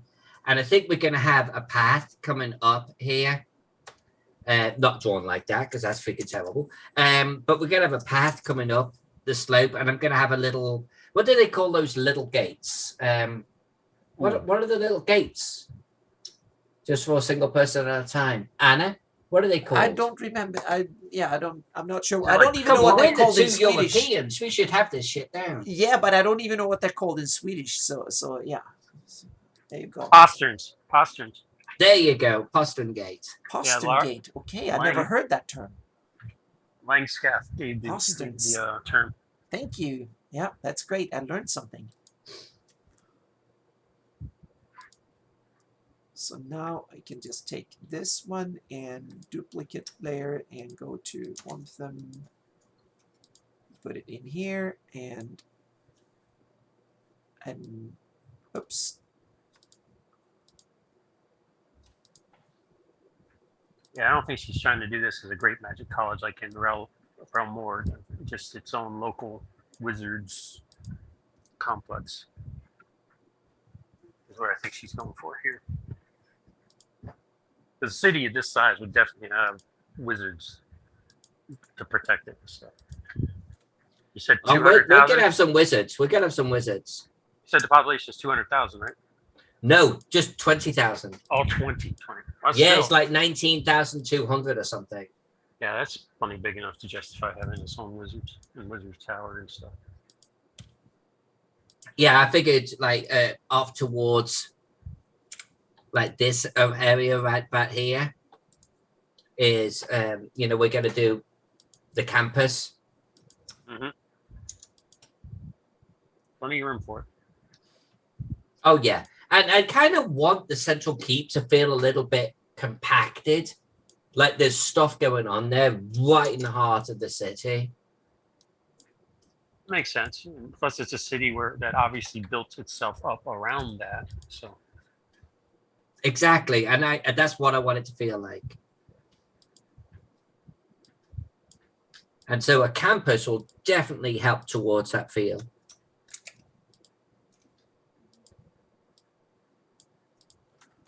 I'm going to try here and see I can bring out the. Bring out the creature more. Yep. I spent like half an hour creating it, so now I need to kind of. Yeah, it blends in a little too much right now. So yeah, Yeah, definitely. I need to, but there are other tricks I can do. I just need to prep for future tricks here a little bit. So there we go. And I am so looking forward to putting that on this map, though. Yeah, I'm looking for a room for it right now. It's going to look so good. Yeah, but this is for the county, and von Moltke, Mike Mossberg, he had an idea for one for the city too. So we're going to work on that one too.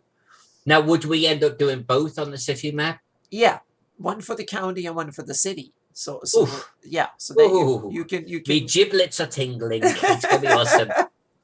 Well, again, you don't necessarily have to put it on the map. You can put it on the page with the key. Yeah, whatever. Yeah, Yeah. You know, depending on the formatting room. Whoever does the layout will probably make that decision. So now I need to go in here and. Yeah, I'm not sure how Greyhawk Online does that. I mean, because I think they're just literally online, right? So they could deal with it however they want. Yeah, as far as I would love to actually get someone to do some writing for this and actually release a small, like, you know, scenario or setting book or something. for say 20,000, that can get pretty crazy with it, especially with all the locations you're putting in there too.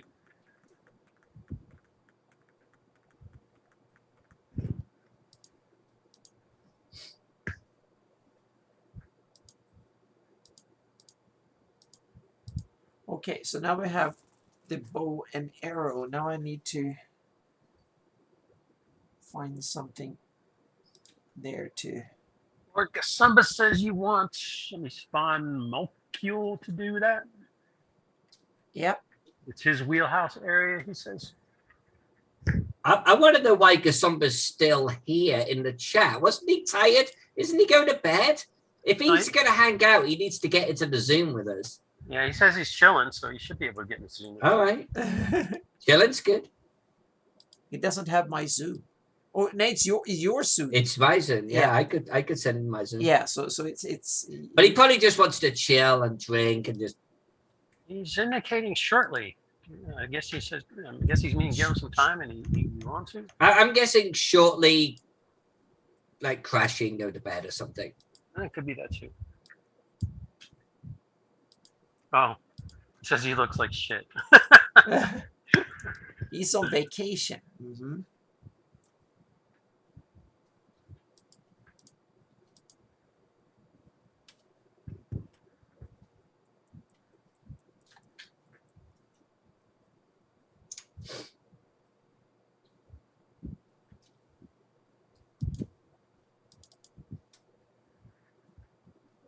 Ah, that doesn't look good. Anyway, now you got somebody to talk to about doing the write-up for you. Mm-hmm. It'd be fun, right? You know, turn a city like this, get, you know, not only do the city, the key, etc., but actually maybe some plot hooks, a little bit of writing behind it.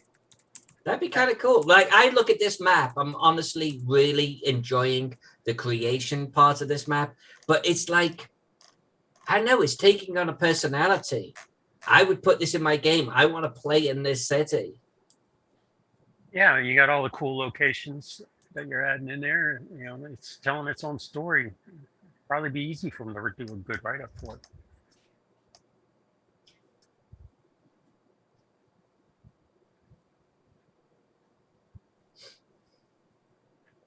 Oh, Lord Gasumba is saying he hasn't shaved in a few days and he looks weathered. Weathered? Yeah, what's that mean? Isn't that another word for tanned? Did you spend time in the sun?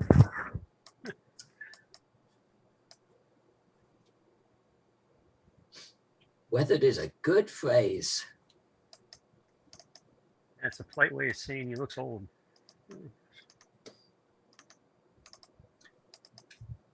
I think that's a polite way of saying I look like shit. Yeah, there is that too.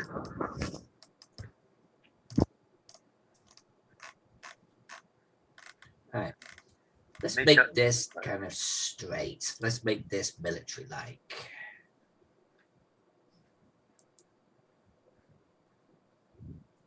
Anna, you're going to draw Greyhawk, right? Eventually, yes. Eventually, I want to.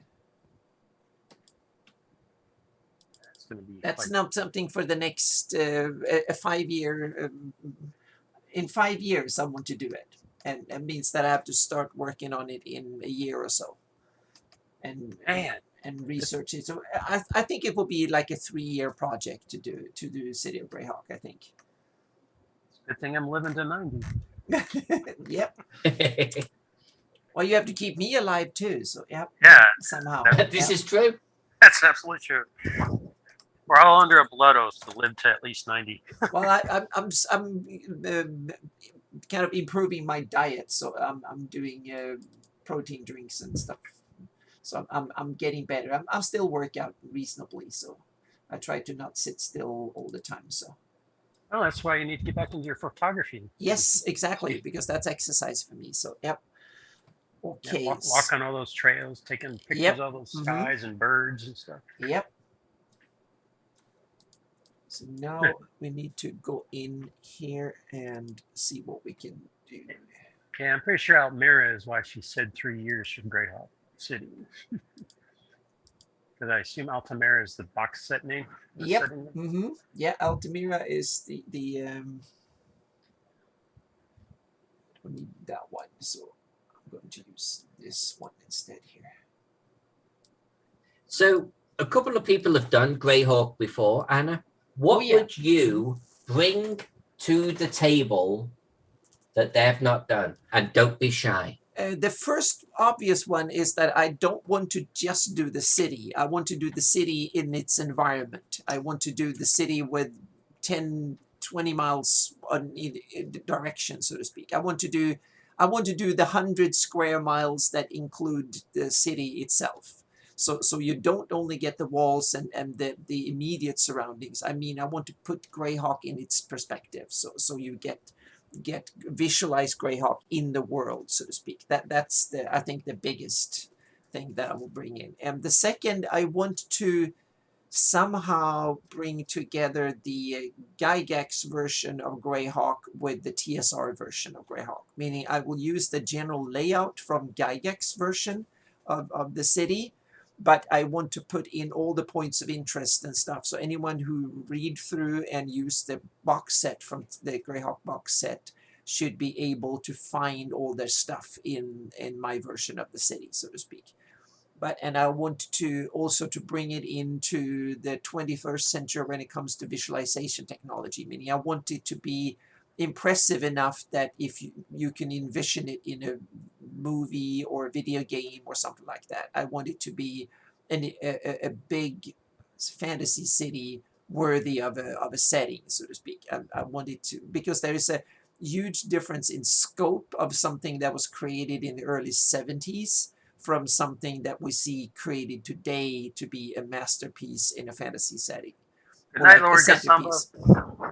He says he's crashing. Okay, good night. Have fun and yeah, sleep well and enjoy your last few days of vacation, or maybe you're going home tomorrow. I'm not sure. Yeah. He's home now. He's doing a show. Sunday. Oh, okay. You're already home. Yeah. Oh, so then he's you gone home. take care and good to have you home and sleep well and then we'll see each other on Sunday. Says he will stay in. What the hell is that? Oh, he's going to stay in lurk mode apparently. Ah, okay. Yeah, and lurk. Yeah, that's good for the numbers. Yeah.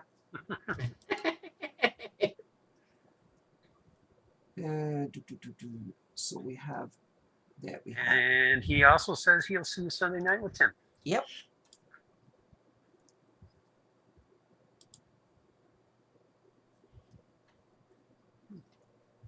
So I'm going to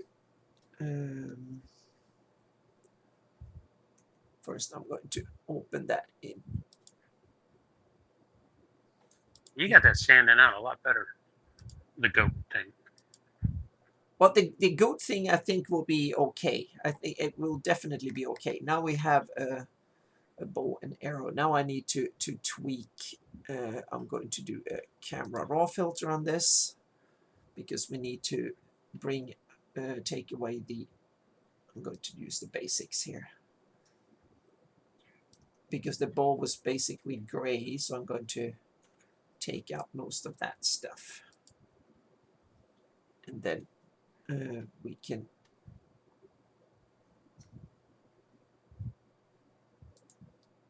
duplicate layer, and now we're going to take image,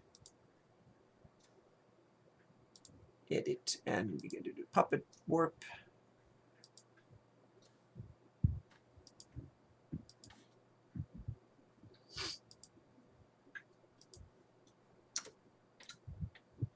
I like the spiderweb effect that the vector thing has in there.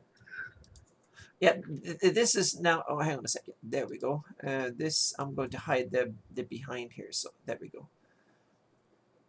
And now I need to have my reference image here again. And yeah, we need to tweak some things here. So we go to this and. Alyssa, are those brushes from the Roman garrison, Roman encampment you did for CKG? No, I just completely redrew these from scratch because that's what I do. Okay. But no, that would make sense. That would make sense. But no, I just, because the scale, I think, on this one is a little bit smaller, I just redrew them. Okay. Yeah, I didn't see you redraw them. I just knew you were reusing. I didn't know where you got it from. Yeah, I drew one and then I've been copying it because I actually, and I don't do that often unless I want in my map it to feel like it is a structural copy. And I think military installations lend a lot to that. Towers, barrack buildings, I want them to feel like cut copy, you know? Yeah, definitely uniformity. Exactly. They need to stand out from that perspective. The rest of the city should not, unless it's some kind of city where it should. Yeah, like well planned from the beginning. Exactly. That would not be this place because it's obviously patchwork built up slowly over a long period of time.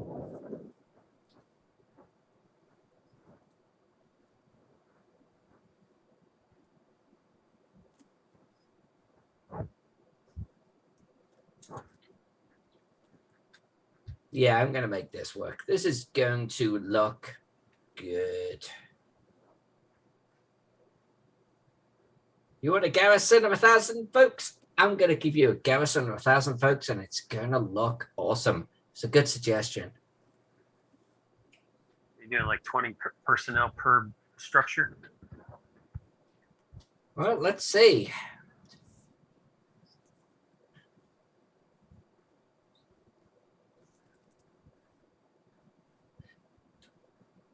There's 48 just in that area. We're easily going to double it. Let's call it 100. It's not even 20. So yeah, I don't even need. Well, actually, he said 2,000. No, 1,000, right? 1,000. So it'd be like 10 personnel per building if you're doing 100. So I could probably replicate this once more. Then we'll have some training fields, some archery fields, some jousting fields, and that type of thing, cavalry fields. And I think it'll have the right sort of density to it. Now you're going to have stables. Cavalry. Stables, yes. We need some stables. You need them for the city in general anyway. I tend to put my stables next to inns and the likes. Like here's one. I'm going to zoom in out right now. Right. I mean, just for the general city militia, the garrison. Right. Exactly. Yes. And I scatter them around, but I think these guys need almost a Roman style, where you have like the building where the riders are at and stables attached to it.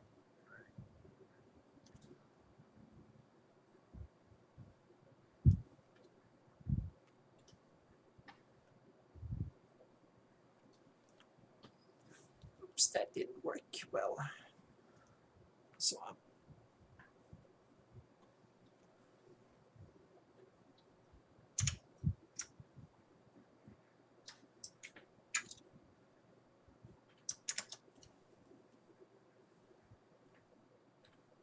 Anna, how are you doing for time, darling? oh, we have done 2 hours now. So we have 2 hours and 2 minutes. So we are now officially done, so to speak. So I was just going to wrap up. I'm going to save this as bow and arrow. Well, in that case, my son's messaging me wanting me to play Forewarned with him, so I guess I'll take this opportunity to just drop out. There you go. It's perfect timing. Yeah. So I'm going to save that one. Enjoyed it. Looking forward to. Yeah, doing this for being a first experiment. I hope you guys that tune in, and thank you everyone who tuned in to that this might work, because this is just a very rough first take. We're going to improve things a little bit and work on it, but it seems to get it work. And this was like a 20-minute setup, so if we put an hour into it, we can probably improve it a little bit better and do it a bit more, so to speak. So this might, yeah, I think this can actually work. So yeah.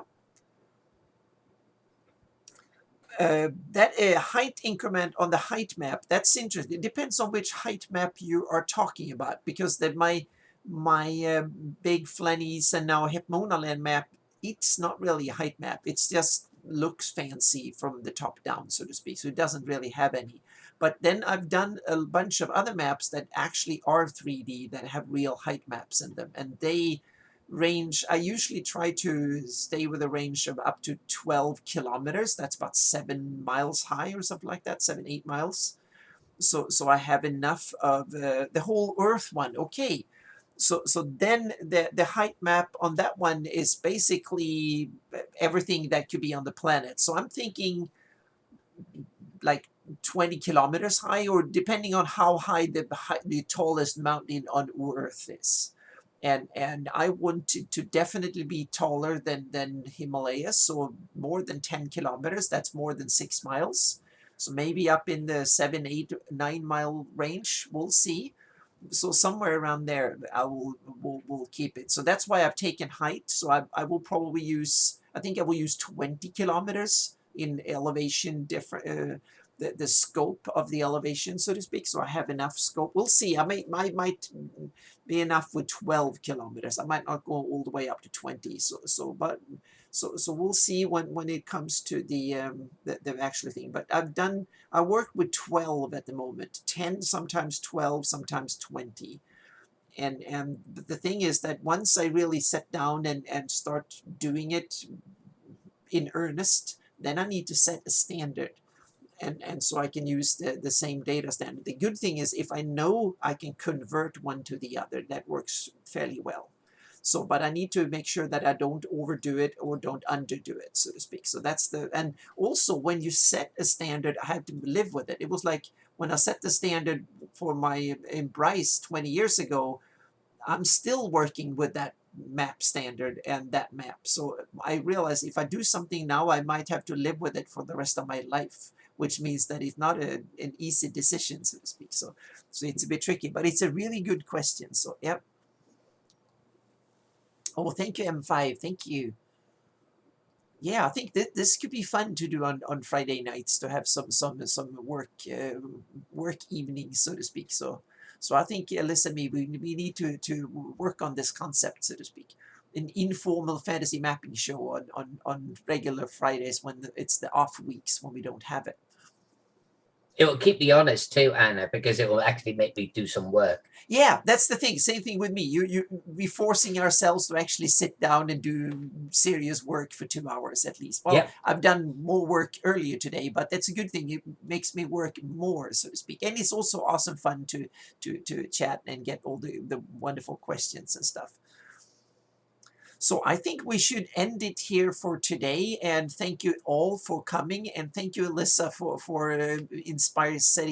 getting me in on this. That's wonderful, and coming on the channel and stuff. And then we have to figure out how to do this the best in for future weeks to come, so to speak. Yep, we'll figure out a great format for it, I'm sure. Yep. So thank you, everyone. I will be on Lord Gusumba channel Gabin on Sunday at 4 o'clock Eastern, I think it is, and that will be Jay and me and Tim will talk about some deep dives into a couple of modules that I forgot which they were, but Jay will post that all over the social media and stuff in the coming. He's probably already on it, so to speak. So yeah, so thank you so much, everyone, and we will be back soon.